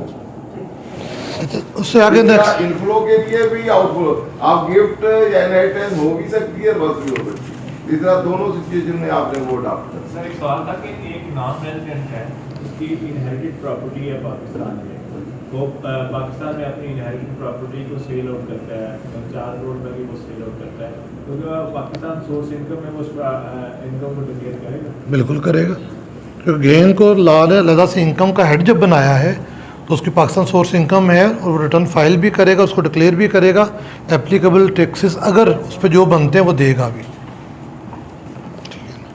अच्छा जी जी जॉइंट प्रॉपर्टी अगर है जी और लोगों ने वेरिएबली शेयर कर लिया जी तो अपना रिस्पेक्टिव शेयर जो है वो बिल्कुल डिक्लेयर करेंगे, रिस्पेक्टिव शेयर ही करेंगे। रिस्पेक्टिव शेयर डिक्लेयर करेंगे। देखें मैं उसी से एक लाल आने लगा कि जो मियाँ बीवी बच्चों के नाम प्रॉपर्टीज़ हैं, अगर तो खामन ने कहा कि जी ये प्रॉपर्टी मैंने ख़रीदी है, मैंने अपने बेटे के नाम लगवाई है या मिसिस के नाम किसी के नाम लगवाई है, वो अपनी वेल्थ में उसकी पूरी वैल्यू देता है, डिक्लेयर करता है, और रिस्पेक्टिवली बीवी या बेटा जो जिसके नाम पे ख़रीदी गई है वो रिवर्स में डिक्लेयर करता है कि जी मेरे नाम प्रॉपर्टी है लेकिन ओन्ड बाय फादर या हस्बैंड है, और वो अपनी वैल्यू ज़ीरो डिक्लेयर करते हैं। तो फिर जिसका एसेट है कल को गेन टैक्सेस चीज़ों का वही हकदार है। लेकिन हमारे लॉ में थोड़ा सा प्रैक्टिकल एक प्रॉब्लम आ जाता है कि चूँकि 236C और K जो है वो उस ID कार्ड पे होते हैं जिसके नाम टाइटल होता, ठीक है। लेकिन इसको मियाँ बीवी और आपके एजेंट और आपके जो फैमिली के एसेट्स हैं इनको बेनामी की तारीफ से निकाला गया। ये बेनामी में नहीं है लेकिन आपके पास ये डिक्लेयर्ड में हो कि आपने उनको अपने उनके नाम पे डिक्लेयर किया है, तो इस सूरत में उसका वही बनेगा। अगर वो जॉइंट प्रॉपर्टी है 10 मरले की, 5 मेरे नाम है 5 आपके, तो जब बिकेगी तो आप अपना गेन करेंगे, मैं अपना करूँगा। बाद में वो पैसे मैंने अगर लेने भी हैं तो मैं आपके गेन आपकी इनकम से एज अ गिफ्ट ले लूँगा, एज अ गिफ्ट ले लूँगा। सर ये किस हद तक बेनामी ट्रांजैक्शंस कर सकते हैं? बस बच्चों की हद तक, और तो नहीं किसी के नाम कर? वहाँ पे एक वर्ड आया हुआ है एजेंट का, एजेंट कोई भी हो सकता है, किसी का वहाँ पे ब्लड रिलेशन की कोई शर्त नहीं है, लेकिन साफ ज़ाहिर है कि वो वाइट सोर्स से हो, डिक्लेयर्ड हो, दोनों के पास डिक्लेयर्ड हो, फिर कोई नहीं। ये अमूमन वो प्रॉपर्टीज़ पकड़ी जाती हैं जो डिक्लेयर्ड नहीं होती, जो आप नहीं, ये लहदा से बेनामी एक्ट का पूरा एक्ट है, पूरा लहदा से बेनामी ट्रांजेक्शन एक्ट, ये जो ना 2008 का कितने का बोला 17 का, तो उसके अंदर ये लहदा से पूरा एक्ट है इसके ऊपर। अच्छा जी आगे अब एक सिचुएशन आती है, नाम जो भी आपको प्रॉपर्टी खरीदेंगे अदर देन पार्टनर, आपको एओपी या कंपनी डायरेक्टर या एजेंट ब्रोकर इनके अलावा और स्पाउस और इनके अलावा, तो वहाँ पे एग्जेम्पशन दी गई है। नाम खरीदेंगे तो वो फिर बेनामी ट्रांजैक्शन। हम लेट तो नहीं हो रहे, कोई इशू नहीं था, बस ठीक हो गया। अच्छा जी अब इसके बाद सर आ जाता है, हमने गाड़ी ली बैंक से, ये एक बहुत बड़ा इशू है। इस्लामिक बैंकिंग से आप लेते हैं या कन्वेंशनल बैंकिंग से भी अगर आप लेते हैं, अगर उसका टाइटल बैंक के नाम है तो फिर सेफेस्ट यही है कि आप गाड़ी डिक्लेयर नहीं करें, बल्कि जो पेमेंट आपने एज एडवांस इंस्टॉलमेंट दी है उसको एज एसेट डिक्लेयर करें, क्योंकि उसका टाइटल आपके नाम पे नहीं है। अगर गाड़ी आपके नाम है और बैंक के साथ आपका पेमेंट प्लान चल रहा है तो फिर गाड़ी की पेमेंट तो आपने देनी है, उसके ऊपर आपने मार्कअप और बाकी चीज़ें भी देनी हैं। जो बाकी चीज़ें हैं टेक्निकली लीगली वो कॉस्ट का हिस्सा है, चूँकि उस गाड़ी के एवज़ आप दे सकते हैं। कुछ लोग होता है कि जी वो उसको जो मार्कअप है उसको आप ले जाएं पर्सनल एक्सपेंस के साथ और गाड़ी को सिर्फ उसकी इनवाइस प्राइस पे रख लें, लेकिन सेफेस्ट यही है कि चूँकि वो कॉस्ट बेस है तो कॉस्ट के अंदर आपने चूँकि मार्कअप उसी के अगेंस्ट दिया है तो उसको उस कॉस्ट के साथ डिक्लेयर करें। इसी तरह अगर आप प्रॉपर्टी ख़रीदते या बेचते हैं, पहले सर से भी सवाल हुआ, मैं उसी को थोड़ा सा रिपीट करता हूँ। तो मैंने पेमेंट ले ली लेकिन प्रॉपर्टी अभी ट्रांसफ़र नहीं हुई, तो जस्ट वो मेरी लाइबिलिटी में advance received for the sale आएगा। मैंने पेमेंट दे दी प्रॉपर्टी ख़रीदने के लिए लेकिन प्रॉपर्टी मेरे नाम ट्रांसफ़र नहीं हुई, तो मेरे एसेट में advance paid for the property आएगा। लेकिन आपके नाम वो प्रॉपर्टी तभी एंटर होगी जब टाइटल आपके नाम पे आएगा, चाहे एडवांस या लायबिलिटी 10 साल भी पड़ी रहे। आप कोर्ट लिटिगेशन में चले जाते हैं कि हमने सौदा किया, उसके बाद मैच्योर नहीं हुआ, कोर्ट में चला गया, तो आपका वो एसेट डिक्लेयर होना लाजमी है। और अगर ऐसी कोई लिटिगेशन वाली प्रॉपर्टी बैंक में या कैश में निकलोगे एडवांस एंगेज प्रॉपर्टी में आ जाएगी। हाँ जी, वो एडवांस में आपका एसेट आ जाएगा। सेल पे अमाउंट होती है नहीं, वो सारी की सारी आवाज शो करेंगे और देखेंगे किस साल में है। उस साल के एडवांस एंगेज प्रॉपर्टी के डिस्क्रिप्शन देखें। एडवांस अगेंस्ट प्रॉपर्टी जो भी प्रॉपर्टी आपने खरीदी उसकी डिस्क्रिप्शन भी डाल लें। अच्छा जी, इंश्योरेंस को ज़रूर डिक्लेयर करें, उसकी इंस्टॉलमेंट को डिक्लेयर करें, और जब वो मैच्योर हो जाएगी तो जो आपने इंस्टॉलमेंट दी है वो और उसका टोटल पेमेंट का डिफरेंस आपका गेन आएगा। वो जो कि पर्सनल एसेट्स के तौर पे उसके ऊपर टैक्स नहीं होगा। लेकिन कुछ लोग ये भी करते हैं कि वहाँ से रिमूव भी की और मतलब 10 लाख मैंने किस्तें दी थी, मुझे 18 लाख मिला, तो वो 18 लाख को इनकम में इनफ्लो में डाल लेते, वहाँ पे 8 लाख आना है। 10 पीछे से रिमूव होगा तो 18 का इफेक्ट ऑटो ही वेल्थ के अंदर चला जाएगा। गाड़ी का जो गेन है जी, सर ये जो इंश्योरेंस 8 लाख में इंस्टॉलमेंट्स की सूरत में दें जी सर, ये वेल्थ में कितना अच्छा एसेट में एनी अदर एसेट में लिखें, टाइप करें, उसकी वो पूरी पॉलिसी नंबर दें, जितनी इंस्टॉलमेंट 30/6 तक अपने पे की वो डिक्लेयर करें। इसकी दो ट्रीटमेंट होती है। सर एक ट्रीटमेंट हो सकती है कि आप इसको एसेट पर्सनलाइज करते रहें और जब आपकी इंस्टॉलमेंट या कोई सरेंडर वैल्यू या अदरवाइज आपको मिले उस वक्त आपको उसको कैश में कन्वर्ट कर लें और डिफरेंशियल को अदर फ्लो में डाल लें। दूसरी इसकी ट्रीटमेंट हो सकती है कि आप इसको पर्सनल एक्सपेंस में डिक्लेयर करते रहें एक्सपेंसेस जी। जब आपको पैसे मिले तो फिर एसेट में और इनफ्लो फिर 100% क्लेम कर लें, 100%। फिर 100% लें। दोनों ट्रीटमेंट जो है दोनों ही आपकी जो Possible है। हैं और प्लस इस पे क्योंकि ये पर्सनल नेचर का एसेट है, इसमें गेन शेन लगता है। सर इसमें टैक्स काट के देते हैं जब वो लोग आप पे करते हैं ना पेमेंट, कोई भी इंश्योरेंस पॉलिसी आपको मैच्योर होती है वो टैक्स काट के पेमेंट करते हैं। वो आप क्लेम करते हैं, लगता नहीं है। लाइफ इंश्योरेंस पे नहीं लगता, लाइफ पे नहीं लगता, दूसरियों पे लगता है, प्रॉपर्टी या दूसरी पे बिजनेस दूसरी होती है ना, उन पे लगता है। इंश्योरेंस उन पे होता है जो ये पर्सनल होती है, इस पे लाइफ इंश्योरेंस और मेडिकल इंश्योरेंस पे नहीं लगता। पर्सनल एसेट होता है, इसके लिए अच्छा सर, वो अदर काइंड ऑफ इंश्योरेंस है उसको। फिर वो मैंने पहले कहा था कि विद होल्डिंग लॉ और हो सकता है, चार्जेबल लॉ और हो सकता है। फिर उसकी अगर जी। टैक्सेबल है तो फिर वो एडजस्ट हो जाएगा, अगर टैक्सेबल नहीं है तो दोबारा कमांड हो जाएगा। अगर जी। गलती से किसी ने जी। काट भी जी। दिया, गलती से भी तो काट सकता है ना। जी। जी। एग्जाम्प्ट है उसने फिर भी काट लिया, तो वो सारा एडजस्ट होके अदर इनकम के एडजस्ट हो जाएगा। जी सैलरी से ना जनरल प्रोविडेंट फंड के पैसे मेरे कटते हैं, जी। वो जमा होते रहते हैं, तो मैंने एनी अदर एसेट्स में लिख लेता हूँ। हर जी। साल पहले 1 लाख रुपए ऐड हो गया, जी जी तो फिर मैं रिकंसिलिएशन में अदर में जाके 1 लाख रुपए ऐड करके वो यानी कि जी रिकंसिल कर देता हूँ। जी ये ठीक है, ठीक है बिल्कुल। और बाकी क्योंकि सैलरी के हवाले से ना कुछ जो सेकंड शेड्यूल है इनकम टैक्स ऑर्डिनेंस का, वो ज़रा बहुत केयरफुली पढ़ना चाहिए। और ये जो अप्रूव्ड प्रोविडेंट फंड है उसके अंदर से जो आपको एट द एंड प्रॉफिट मिलेगा उस पर टैक्स नहीं है, लेकिन मज़ीद फिर भी सेकंड शेड्यूल उसकी रेलिवेंट क्लास आपके इल्म में ज़रूर हो, ठीक है ना। क्योंकि सैलरी के ऊपर बहुत सारी चीज़ें सेकंड शेड्यूल के साथ मुतल्लिक हैं। जिस तरह सर ने शुरू में कहा था कि salary other than exempt salary, income other than, तो वो एग्जाम्पशन सारी सेकंड शेड्यूल में मौजूद है कि ये प्रेसिडेंट की सैलरी पे नहीं लगेगा, ये सफ़ीर की सैलरी पे नहीं लगेगा, ये फ़लाँ जगह, तो ये सारी वहाँ पे चीज़ें मौजूद हैं, उसको अकॉर्डिंगली ज़रूर देख लें। उसके बाद सर ये है कि जो फर्स्ट वेल्थ स्टेटमेंट हम फाइल करें, जो first income tax return file करते हैं, तो जो सारी आपकी वेल्थ की रकम है उसको इनफ्लो के अदर में नहीं लिखना, उसको प्रीवियस ईयर के ओपनिंग एसेट में लिखना है। क्योंकि जिससे पहले एक मिसाल दे कि मैंने बात की थी केस लॉ उसके हवाले से, क्योंकि यहाँ पे लोग करते हैं कि वो सारी ऊपर वेल्थ बनाते हैं फर्स्ट में और उसको इनफ्लो के अदर में डाल देते हैं और वो सीधी सीधी जाकर टैक्स में हिट हो जाती है। उसके बाद ये है कि आपका जो बिज़नेस अकाउंट है उसको वेल्थ स्टेटमेंट में नहीं दिखाना, वो आपकी बैलेंस शीट का पार्ट है, 181 पे डिक्लेयर होगा, 181 पे, और बैलेंस शीट का हिस्सा बनेगा। जो आपका पर्सनल अकाउंट है उसने 181 पे डिक्लेयर नहीं होना, उसने वेल्थ स्टेटमेंट में डिक्लेयर होना और रिकनसाइल होना। वैसियत एक अच्छे टैक्स एडवाइज़र के मैं आपसे गुजारिश करूंगा कि कभी भी आपके पास कोई केस आए तो एज ए SOP उसका NTN, sales tax, PRA, SRB, KPRA तमाम साइट से उसकी वेरिफिकेशन करें कि ये बंदा रजिस्टर्ड तो नहीं। 99% नहीं होगा, लेकिन अच्छे टैक्स एडवाइज़र का काम है कि उसको पहले SOP चेक करे, क्योंकि अगर वो रजिस्टर्ड हो सम टाइम गलती से हो सकता है और सम टाइम क्लाइंट हमें नहीं बताते। तो जब आप उसको बताएंगे भी आप इधर हैं तो चीज़ें आपके लिए को फ़ीस का बायस ही बनेगी, नुकसान कोई नहीं है। ठीक है, तो आपको लाजमन। दूसरी चीज़ है कि जब आप इनकम टैक्स रिटर्न प्रिपेयर करते हैं, बहुत सारी चीज़ें सर ने अपनी उसमें प्रेजेंटेशन में आपको बता दी हैं। मैं चंद चीज़ें से गुजारिश करता हूँ, मुमकिन रिपीटिशन भी हो जाए, लेकिन चंद चीज़ें मैं गुजारिश करता हूँ कि अपनी जो इनकम टैक्स की वर्किंग है इसके लिए अपनी सेल्स टैक्स, SRB, PRA जहाँ जहाँ पे भी आप प्रोविजनल रजिस्टर्ड हैं, प्रॉपर उनको उनकी पहले वर्किंग करें।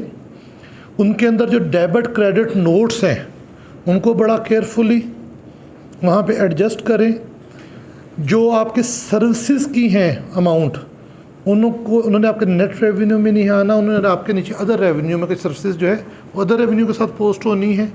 प्रॉपर बाइफर्केशन करके आप अपनी अमाउंट्स को वो पुट करें। हम कोशिश करते हैं कि हम जब अपने ऑफिस में काम करते हैं तो एक बंदा वर्किंग बनाए और दूसरा बंदा उसको रीवेरीफाई करे। इंसान है, गलती हो जाती है, और जब अपने हाथ से गलती हुई होती है ना वो जल्दी पकड़ी नहीं जाती। जब दूसरा बंदा उसको रीवेरीफाई करता है तो वो गलती निस्बतन जल्दी आइडेंटिफाई हो जाती है, तो उसमें कोई हर्ज नहीं है। अपनी रिटर्न और अपनी वेल्थ स्टेटमेंट में जो बिज़नेस कैपिटल शोड है उसको ज़रूर रिकनसाइल करें, क्योंकि इसमें एरर आ जाते हैं। अगर आपकी सेल 10 करोड़ से ज़्यादा है इंडिविजुअल AOP की सूरत में तो मिनिमम इनकम टैक्स ज़रूर कैलकुलेट अदा करें। इसके ऊपर आपको याद हो कि लास्ट टाइम SME आई है, स्मॉल मैन्युफैक्चर एंटरप्राइजेस का कंसेप्ट आया था। 25 करोड़ तक अगर आपके मैन्युफैक्चरर्स की सेल्स है तो आप उसका बेनिफिट ले सकते हैं, लेकिन उसके लिए आपको SMIDA के अंदर भी अपने आप को रजिस्टर्ड करवाना है, और वो ऑनलाइन रजिस्ट्रेशन होती है उसको ज़रूर करवा लें, ताकि टैक्स का तकाजा आपने ज़रूर पूरा करना है। जैसे भी ये IT एक्सपोर्ट सर्विस के लिए लाया तो उसने कहा कि PSCB में भी आपने रजिस्टर्ड होना है, तो वो अपने क्लाइंट को ज़रूर बताएं कि जनाब आपने रजिस्ट्रेशन करवानी है, अदरवाइज़ आपको मुझे नहीं मिलेगा। टीचर्स के जो केसेस आपके पास हों तो जो रिसर्चर हैं NPO वाले केसेस में, वो हर टीचर को ये बेनिफिट हासिल नहीं है। जो NPO वाले केसेस हैं उनको 25% रिबेट हासिल है। रिटर्न के ओपनिंग क्लोजिंग को सर ने कहा लाजमन चेक कर लें, पिछले साल का क्लोजिंग इस साल का ओपनिंग है, इस साल का क्लोजिंग अगले साल का ओपनिंग होगा। और उससे ज़्यादा ख़ुसूसन ट्रेडर वाले, इंपोर्टर्स और ट्रेडर, क्योंकि उनका करीब करीब होता है, तो कोशिश करें कि आपकी सेल टैक्स रिटर्न का नेक्स्ट F और आपका क्लोजिंग बराबर हो। मैन्युफैक्चर के केस में क्योंकि ये कॉस्ट बेस आपका होता है तो यहाँ पे आपकी क्लोजिंग स्टॉक का डिफ़र उससे होना, और बाद में अकॉर्डिंग टू लॉ उसको एक्सप्लेन रिकनसाइल कर सकते हैं, कोई ऐसा इशू नहीं होता। लेकिन उसमें कोशिश करके F के मुताबिक कर लेंगे तो ज़रा फिर आपको आसानी हो जाएगी कि नोटिस खाम खा का नहीं आएगा। विद होल्डिंग जितने आपके थे वो क्लाइंट से भी आप आइडेंटिफाई करें, MIS से भी आइडेंटिफाई करें, और लाजमन क्लेम करें। अब जो आप क्लेम नहीं करेंगे तो सिस्टम उसको रीड भी करता है और वो आपको अदरवाइज़ नोटिस करेगा। उसके बाद ये है कि वेल्थ स्टेटमेंट, अब तो खैर फ़ायदा है कि जब तक ये रिकनसाइल ना, वो हमें सबमिट का बटन हमारे लिए वो एरर दे देता है। अदरवाइज़ जब मैनुअल दौरा होता था तो हम वेल्थ स्टेटमेंट बाद का रिकनसाइल किए बगैर सबमिट कर देते थे, और वो हमारा ही दिया गया डिक्लेरेशन हमारे गले की हड्डी बन जाता था। उसको ज़रूर देखें। AO फिर कंपनी में देखें कि बैलेंस शीट हमने ज़रूर बनाई है या नहीं बनाई, और अकॉर्डिंगली टैक्स ईयर, अब खैर तकरीबन टैक्स ईयर का वो केसेस बहुत थोड़े रह गए हैं, क्योंकि जब से ये IRIS लाए हैं तो आप जो भी केस या इन ओरिजिन खोलेंगे तो वो 30/6 पे खुलता है। वैसे चावल वाले केसेस की 31 अगस्त एक लॉ के मुताबिक टैक्स ईयर मुद्दत मुतय्यन थी। कॉटन वालों की सर 31 दिसंबर होती थी, शुगर मिल्स की 31 दिसंबर को, वो सीजनल बिजनेसेस के लिए थे। अगर आप करना चाहें तो फिर आपको मुतल्लिका रेलिवेंट कमिश्नर को अप्रोच करके आप उससे अपना टैक्स ईयर रीसेट करवा सकते हैं, उसके पास पावर है, आप ख़ुद नहीं कर सकते। उसके बाद आपके इल्म में ज़रूर हो जो इम्पोर्टर के केस हैं कि इसमें, बल्कि इम्पोर्टर ही नहीं, मैं जनरल बात भी करूं, विद होल्डिंग के मुतल्लिक आपका कंसेप्ट क्लियर होना चाहिए कि कौन सा विद होल्डिंग एडजस्टेबल है, कौन सा मिनिमम है, कौन सा फाइनल है। उसको दूसरे तरीके से फीड करें ताकि कल को आपके लिए वो इशू नहीं बने। जब भी आप अपनी रिटर्न फाइल करें, क्योंकि हम इसको एज SOP करते हैं कि हम अगली रिटर्न बनाने से पहले क्लाइंट का IRIS पे ज़रूर चेक करते हैं कि इसने अपनी रिटर्न या वेल्थ स्टेटमेंट रिवाइज तो नहीं की। समटाइम्स ज़रूरी नहीं कि उसने आपके इल्म में ला के की हो, आप ओरिजिनल को लेके बैठे हैं और उसने कोई रिवीजन फाइल की हुई है, कल को आपकी अपनी रिटर्न में मिसमैच आ जाएगा, तो उससे करने से पहले रिवीजन को केयरफुली ज़रूर चेक कर लें। वो तो प्रोफाइल आप खोलेंगे तो जितनी भी उसने सबमिट की, 10 दफ़ा भी सबमिट किए तो 116(3) या 114(6) के अंदर पड़ी होंगी रिटर्न आगे सारी। तो उसके बाद है कि बैंक अकाउंट्स अपने ज़रूर डिक्लेयर करें। लास्ट ईयर भी आया था कि अगर आपने बैंक अकाउंट डिक्लेयर नहीं किया तो इसकी वो 1 लाख रुपया पेनल्टी और पता 5,000 उसकी डेली पेनल्टी वो सारी चल रही थी। और जो अकाउंट आपने वेल्थ स्टेटमेंट में डिक्लेयर नहीं था किया, पुराना अकाउंट है, कोशिश करके उसको या तो बंद कर दें या एटलीस्ट उसको बिज़नेस अकाउंट के तौर पे 181 पे डिक्लेयर करके रिकनसाइल डिक्लेयर ज़रूर कर लें ताकि आप कॉन्सिक्वेंसेस से बच सकें। ये सर थोड़ा सा ये कुछ चीज़ें थी जो कॉमन एरर्स को कॉमन हम इस पे चीज़ों पे इनकम टैक्स रिटर्न के हवाले से। लेकिन मैं बात को कंक्लूड उसी बात पे फिर करूँगा कि इनकम टैक्स आर्डिनेंस को पढ़ें, इसके रेलिवेंट लॉज SRO को पढ़ें, सीनियर्स के साथ कंसल्टेशन करें, अपनी कैपेसिटी बिल्डिंग एनहांस करें, तो आप एक अच्छे टैक्स एडवाइज़र होंगे। इसी के साथ मैं अपनी बात को ख़त्म करता हूँ। सर भाई को एक दफ़ा वो ज़रा दिखा दें। जी मैडम।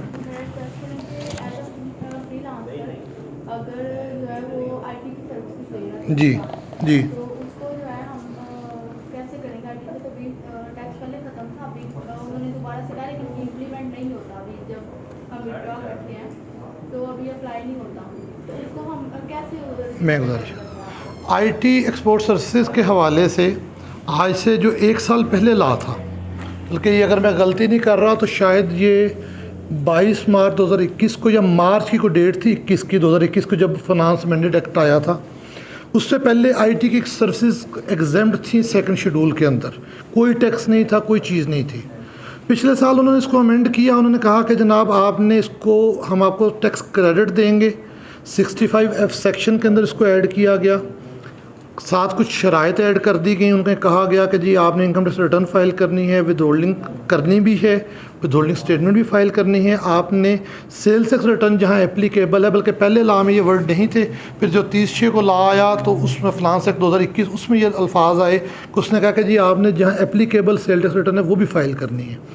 और दूसरा 154A section income tax ordinance में इसको उन्होंने ऐड कर दिया इसके रिवर्स में, और वहाँ पे उन्होंने कहा कि जी ये IT की सर्विसेज पे 1% टैक्स जो है वो कलेक्ट होगा at the time of realisation of payment. जब उनकी पेमेंट बाहर से आती है तो वो उनका 1% टैक्स जो कलेक्ट होगा।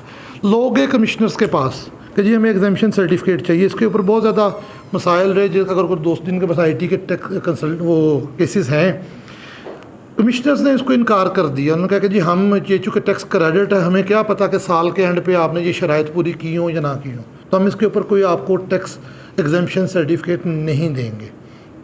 पूरा साल ये झगड़ा चला।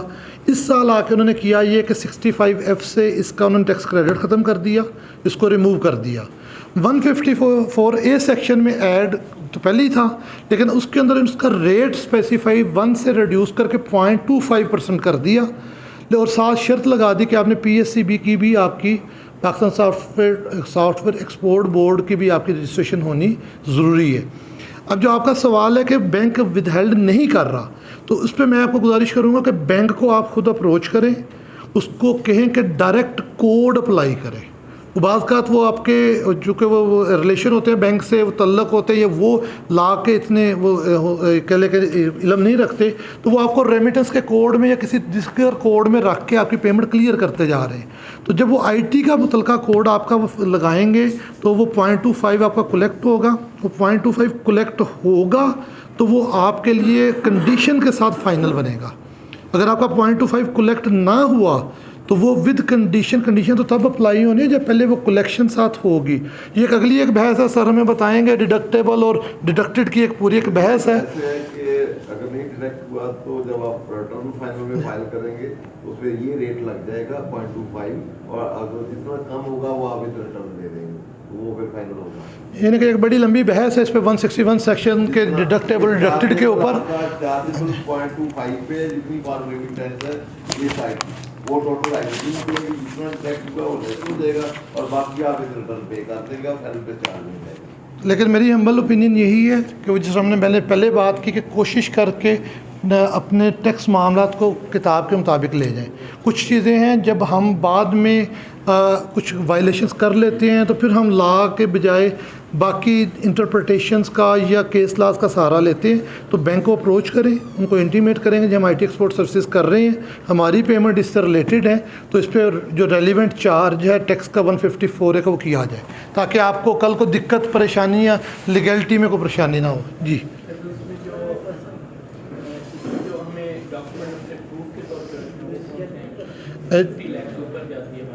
रेमिटेंस देखिए 50 लाख से ऊपर जाएगी। आप कह सकते हैं मुझे मेरे भाई ने भेजा, ये सेंडर है, वो नॉन रेजिडेंट है, ये तो 100 उसकी एप्लीकेशन बन सकती हैं कि वो कैसे आपने एक्सप्लेन करना। मेरे दोस्त ने भेजा, मैंने कोई एक्सपोर्ट सर्विसेज की, मैंने कोई वैसे एक्सपोर्ट ऑफ गुड्स की, मैंने कोई बाहर लॉटरी लगाई थी वो निकल आई, ये तो आपका डॉक्यूमेंट है जो फैक्ट है उसको प्रूव करेगा।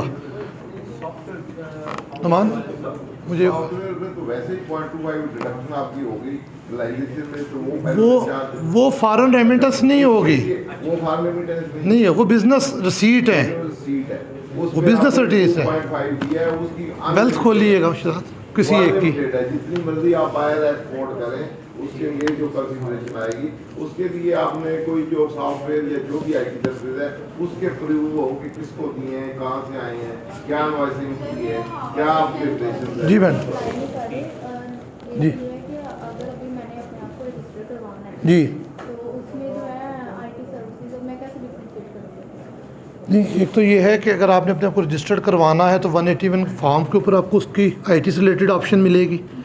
नंबर 2 ये है कि कल को आपका रिकॉर्ड इसको प्रूव करेगा कि आपके जो इनवाइसेस हैं, आपका जो बाहर जिन कंपनीज को आप आईटी एक्सपोर्ट सर्विसेज दे रहे हैं उनके साथ आपके एग्रीमेंट्स हैं, आपकी जो बैंक के अंदर PSEB की जब आप रजिस्ट्रेशन करवाएंगे वो भी आपसे रिक्वायरमेंट करेंगे कि जी हमें आपके ये डॉक्यूमेंट्स चाहिए। तो ये सारी चीज़ें उसको रिलेट करके तो आप अपने डॉक्यूमेंट साबित करेंगे कि जो पेमेंट बाहर से आई है ये आईटी के रिलेटेड आई है।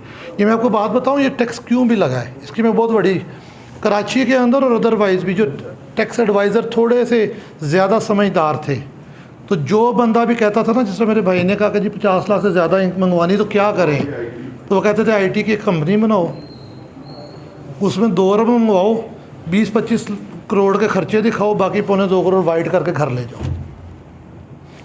जब उस पर टैक्स कोई नहीं था, ये सिर्फ 1 साल पुराना 1.25 साल पुरानी बात है, इस पर टैक्स चार्ज हुआ है, तो ये एक बहुत बड़ा सोर्स था ब्लैक मनी को वाइट करने का। तो इसलिए उन्होंने इसके ऊपर कंडीशंस भी लगाई उसके, और जब टैक्स क्रेडिट है, टैक्स क्रेडिट हमें लगता है कि कोई बेनिफिशियल चीज़ है, टैक्स क्रेडिट इंतहाई ख़तरनाक चीज़ है। उसने जस्ट ये साबित करना है कि आपने टैक्स लॉ की वायलेशन की, आप टैक्स क्रेडिट में फॉल नहीं करते, तो आपका ही डिक्लेरेशन आपकी इनकम वो टैक्स चार्जेबल होगी, ठीक है ना। तो इसलिए वो अब हमने पिछले साल जब उनको दूसरों की रिटर्न बनाई है तो हमने उनको कहा कि वो जो हम 90% इनकम दिखा लेते थे वो 5% पे आ गए वापस।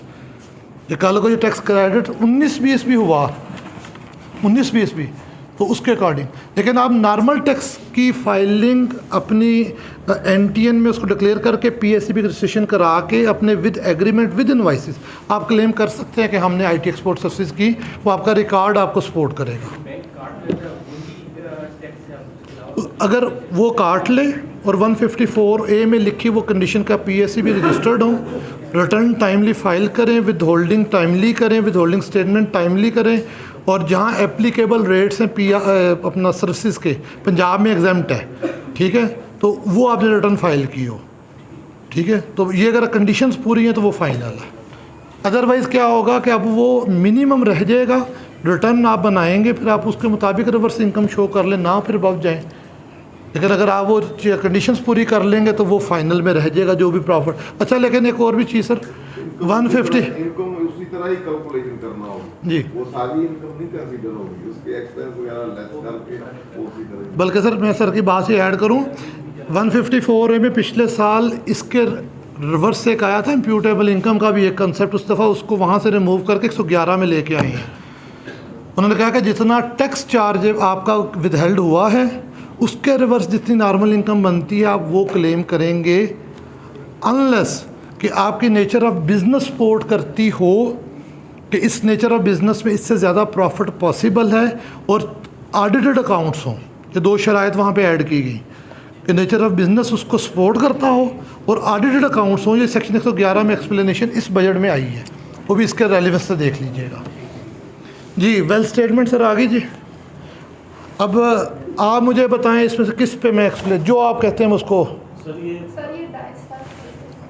डाइस हम निकाल इधर, नुमान बेटा ये डाइस साइड पे कर दो सर। है वैसे ताड़ा कौन सा नहीं कर दें इसमें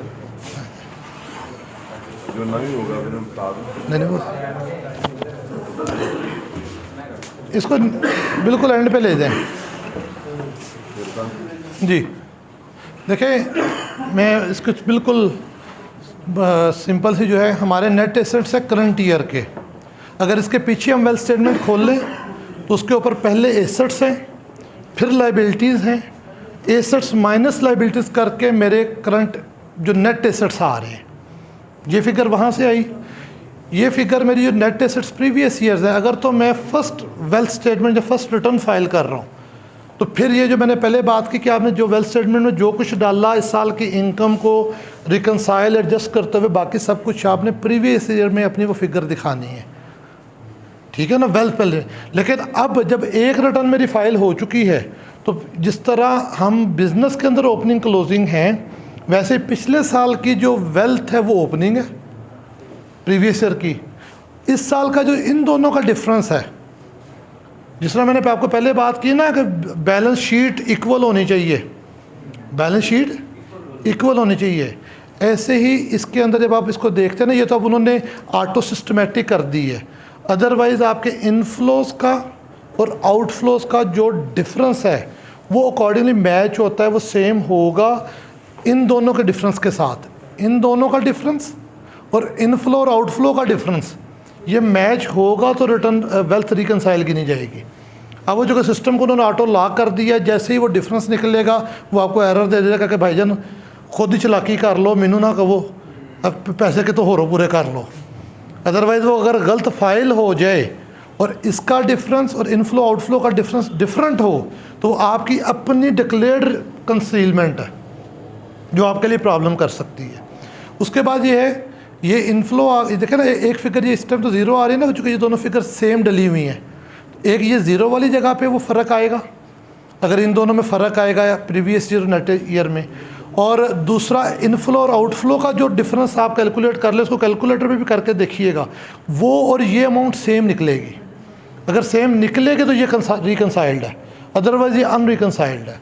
दूसरी चीज़ ये है, उसी को आ जाए,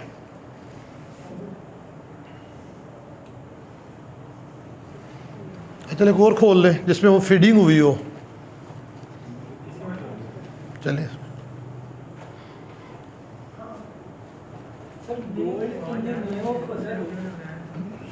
जी जी head in the name of others, wife या स्पाउस। जी जी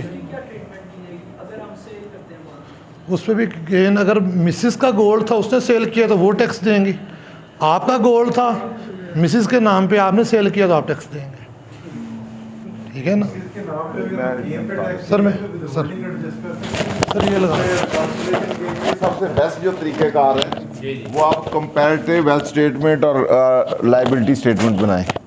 पिछले साल की पहले सारे एसेट लिखें और दरमियान में इंक्रीज डिक्रीज लिखें और फिर इस साल के लिखें, तो हर एसेट में जो इंक्रीज डिक्रीज होगी वो आपको नज़र आ जाएगी। सपोज आपकी मूल प्रॉपर्टी उसमें एडिशन हुई है तो वो एडिशन जो हुई है वो इंटर ट्रांसफ़र है, जैसे कैश से निकल के वो आपका एसेट में आ गया, नीचे रिकॉन्सिलिएशन में नहीं आएगा। सबसे पहले हर एसेट जो है पिछला और नए वाला दोनों को कंपैरिजन करें, अगर पिछले वाला ही सेम है तो वो तो सेम रह जाएगा, उसमें कोई एडिशन डिलीशन या रिकॉन्सिलिएशन की ज़रूरत नहीं है। अब नेक्स्ट एसेट को चेक करें तो उसमें आप देखेंगे पिछला और है, अब बढ़ गया है, तो बढ़ गया है तो उसका डिफरेंस को चेक करें, क्या डिफरेंस आपने परचेज़ किया है या परचेज़ किया है या इनहेरिटेंस है या क्या चीज़ है। अगर आपने परचेज़ किया है तो आपके बैंक में से निकल के ऊपर चला गया है, तो इसलिए फिर वो रिकॉन्सिलिएशन आइटम नहीं बनेगा। रिकॉन्सिलिएशन आइटम वो होंगे जो इंटरचेंज नहीं है, पुराने एसेट से इस एसेट में या उसमें, जैसे गेन है, पुराना एसेट 2 लाख का था तो आपने बेच दिया वो 3 लाख का, अब 2 लाख तो वही आ गया कैश में, तो जो एक्सेस हुआ है वो रिकॉन्सिलिएशन आइटम बना है। तो जो इसमें एसेट में एज़ कम्पेयर टू प्रीवियस और नए में जो चेंजेस आएंगी इंटरनल चेंजेस के अलावा, वो आपकी रिकॉन्सिलिएशन आइटम होंगे। तो इसमें से अगर हम देखें तो इंटरनल चेंजेस में से क्या आते हैं, दोनों के जो डिफरेंस होंगे दोनों को कंपैरिजन आप हर एसेट को करते जाएंगे, इवन बैंक को भी, आपके गोल्ड को भी, बाकी सारे, तो अल्टीमेटली आप देखेंगे तो कुछ तो आपका कैश बैंक जो है उसमें चेंजेस आई हैं कि आपने ड्यूरिंग द ईयर आपने एक नेट जो आपकी इनकम आई है, जो नॉर्मल इनकम आपने डिक्लेयर की है, तो वो आप इधर डिक्लेयर करेंगे, क्योंकि उससे इनकम से आपके एसेट बढ़े हैं। ये किसी एसेट में भी वो हो सकते हैं, हो सकता है वो एसेट में आपसे उससे प्रॉपर्टी खरीदी है या कैश है या बैंक है, तो वो एक ड्यूरिंग द ईयर पिछले एसेट से और इस एसेट में जो चेंजेस आई हैं उससे इंक्रीज हुई है। दूसरा आपका जो आपने ड्यूरिंग ईयर कोई फाइनल डिस्चार्ज आपकी इनकम है उसकी आपने कंप्यूटेशन की है तो वो इसमें चेंज आई है। इसके अलावा आपके ऊपर एसेट में कोई एसेट डाला है जो आपने परचेज नहीं किया या आपने वैसे ही वैल्यू डाल दी इनहेरिटेंस वाली, तो वो एक नई चेंज आई है, तो उसका आप नीचे फिर अकॉर्डिंगली उसकी जो इनफ्लो आया है नीचे भी लिखेंगे तो वो टैली होगी, अदरवाइज वो टोटल वेल्थ जो है आपकी टैली नहीं होगी, तो उसको आप इसी तरह गिफ्ट में डाल लेंगे।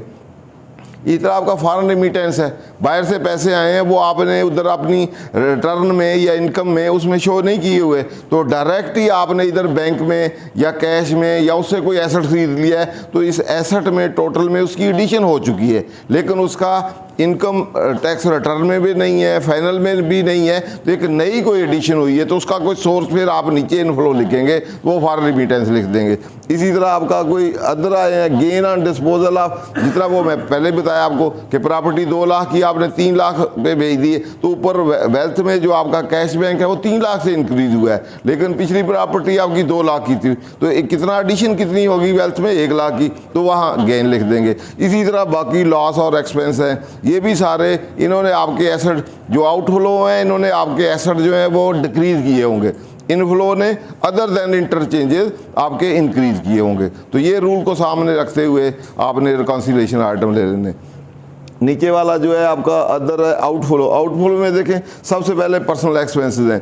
ड्यूरिंग द ईयर जो भी आपने पर्सनल एक्सपेंस किए हैं वो आपकी इनकम टैक्स रिटर्न में कहीं नहीं आए, क्योंकि बिजनेस एक्सपेंस तो वहाँ चले गए, लेकिन पर्सनल एक्सपेंसेस आपकी रिटर्न में कहीं भी नहीं है, वो आउट ऑफ योर रिटर्न है, और वेल्थ में से जो आपका कैश है उसमें से आउटफ्लो हुए, तो इसलिए यहाँ आउटफ्लो में ये आउटसाइड द वेल्थ है। पिछले साल और इस साल की वेल्थ में जो डिक्रीज हुई है या कैश डिक्रीज हुआ है, इसने इस आउटफ्लो ने इस पर्सनल एक्सपेंस उसको डिक्रीज किया है, इसलिए इसको आप लिखेंगे। इस तरह आपके कोई पर्सनल टैक्स है, जैसे उस तरह गेन था, अगर 2 लाख का एसेट आपने 1,90,000 में बेचा है तो इनफ्लो जो बैंक में पैसे आए वो 1,90,000 आया, पिछले साल 2 लाख था, 10 लाख कम आया तो कम वेल्थ हुई है तो वो डिस्पोजल पे लॉस हो गया, तो आप इधर लिखेंगे तो रिकनसाइल होगा, अदरवाइज रिकनसाइल नहीं होगा। इस तरह आपका गिफ्ट है, ये आपने किसी को दिया है या लोन दिया या और कोई चीज़ दी है, तो इसी तरह उस वेल्थ में से आपके निकलेंगे और इधर डाल। इसी तरह अब जो चेंजेस आपकी लाइबिलिटी हैं वो इसके रिवर्स सारी ट्रीटमेंट उनकी होगी। जैसे एसेट में इंक्रीज डिक्रीज है तो इनफ्लो आउटफ्लो है, तो लाइबिलिटी में इसके रिवर्स, और जो अपनी पेमेंट होगी ऊपर जिस तरह एसेट का एडिशन है लाइबिलिटी की रिवर्स होगी, आप कैलकुलेट करेंगे।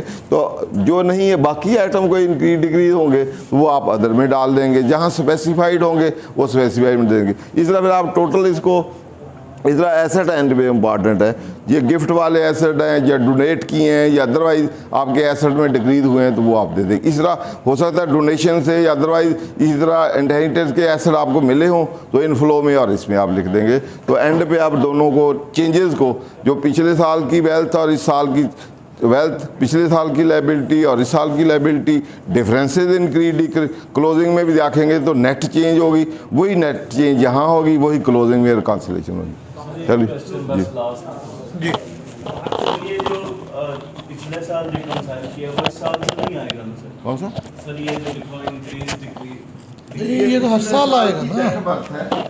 पिछले साल इससे पिछले की होगी सर, अब इसे रिकॉन्साइल तो नहीं ना, पिछले साल वाली को तो नहीं करना पड़ेगा।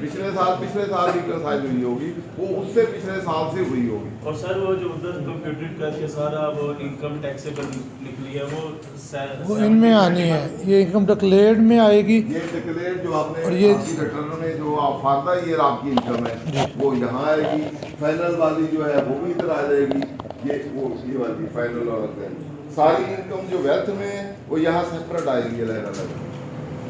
बाकी अदर देन इनकम कोई इंक्रीज आई है एसेट में तो यहाँ आएगी।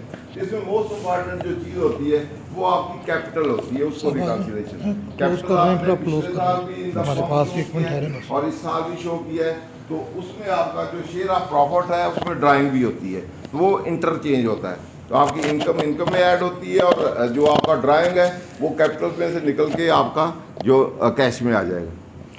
इसमें अगर वो आपने बताया कि वाइफ का जो गेन है तो आपने ऐसे डिक्लेयर किया, अगर आप गेन पे टैक्स दे रहे हैं, अगर कहीं पे वाइफ की विदहोल्डिंग हो रही है उसको आप अपनी रिटर्न में एडजस्ट कर सकते हैं। देखिए, अगर तो बेनिफिशियल ओनर वाली डेफिनेशन में जाएं तो कर सकते हैं, लेकिन हमारे सिस्टम में भी दोनों तरफ उसकी प्रोविजन नहीं है प्रोविजन नहीं की, लेकिन अगर यहाँ आपने डिक्लेयर की किसकी वाइफ की declare held in the name of wife, मेरी रिटर्न में है, मेरे आपकी रिटर्न में एसेट डिक्लेयर किया हुआ है, अपनी प्रॉपर्टी वाइफ के नाम पे की थी, held in the name of spouse आपने लिखा हुआ है, जहाँ एसेट्स हैं अपनी वेल्थ में आपने लिखा हुआ है ये property held in the name of spouse. तो 2 साल से या 3 साल से आ रही है, इस साल आप उसको बेच देते हैं तो उस पर गेन आया, तो गेन आया तो क्योंकि जब आप उसको शो करते हैं, एक तो बात यह है कि आपकी जो वाइफ है वो टैक्स पेयर ना हो, ठीक है। दूसरा, उसके सोर्सेज जो हैं वो आपने सोर्सेज अपने सोर्सेज से उसको आपने ख़रीदा हो और उसके नाम रजिस्टर करवाया हो, तो फिर आपकी प्रॉपर्टी है। क्योंकि टैक्सेशन लॉ में एक डॉक्ट्राइन है सब्सटेंस ओवर फार्म, तो सब्सटेंस ओवर फार्म से मुराद ये है कि जो बेनिफिशियल ओनर होता है वो ओनर होता है, जो लीगल या रजिस्टर्ड ओनर होता है उसको ओनर नहीं समझते। जैसे लीज ट्रांजैक्शन है तो उस सिचुएशन में आप लीज एसेट रिकॉग्नाइज करते हैं, लायबिलिटी रिकॉग्नाइज करते हैं, उसका पर्पज यही सब्सटेंस ओवर फार्म होता है कि रियल ओनर कौन है और रियल बेनिफिट किसको आने हैं, बेनिफिशियल ओनर कौन है वो आप रिकॉग्नाइज करते हैं उस बेसिस पे। क्योंकि ये टैक्स लॉ और जो अकाउंटेंसी है एक ही चीज़ें हैं, तो वही वाले डॉक्ट्रिन इधर अप्लाई होते हैं। तो आपने जब वो एसेट आपने ख़रीदा है, इवन दो उसके नाम है, तो उसके गेन लॉस भी आप ही बेयर करेंगे as per substance over form. तो बाकी वो जो डिडक्शन किसी के नाम है नहीं है वो आप अलहदा वो क्लेम कर सकते हैं, वो एट ए टाइम एक को क्लेम करना है जहां उसके एसेट होंगे। क्योंकि ये आईटी के दौर में या जो एफबीआर का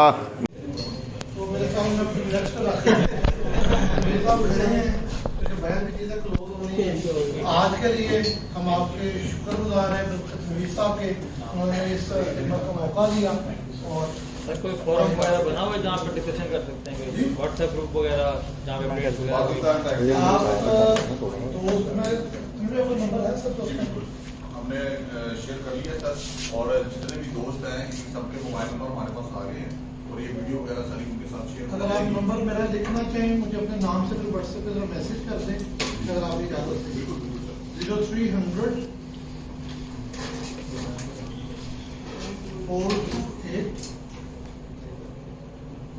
1343 मोहम्मद एहसन ज़रक।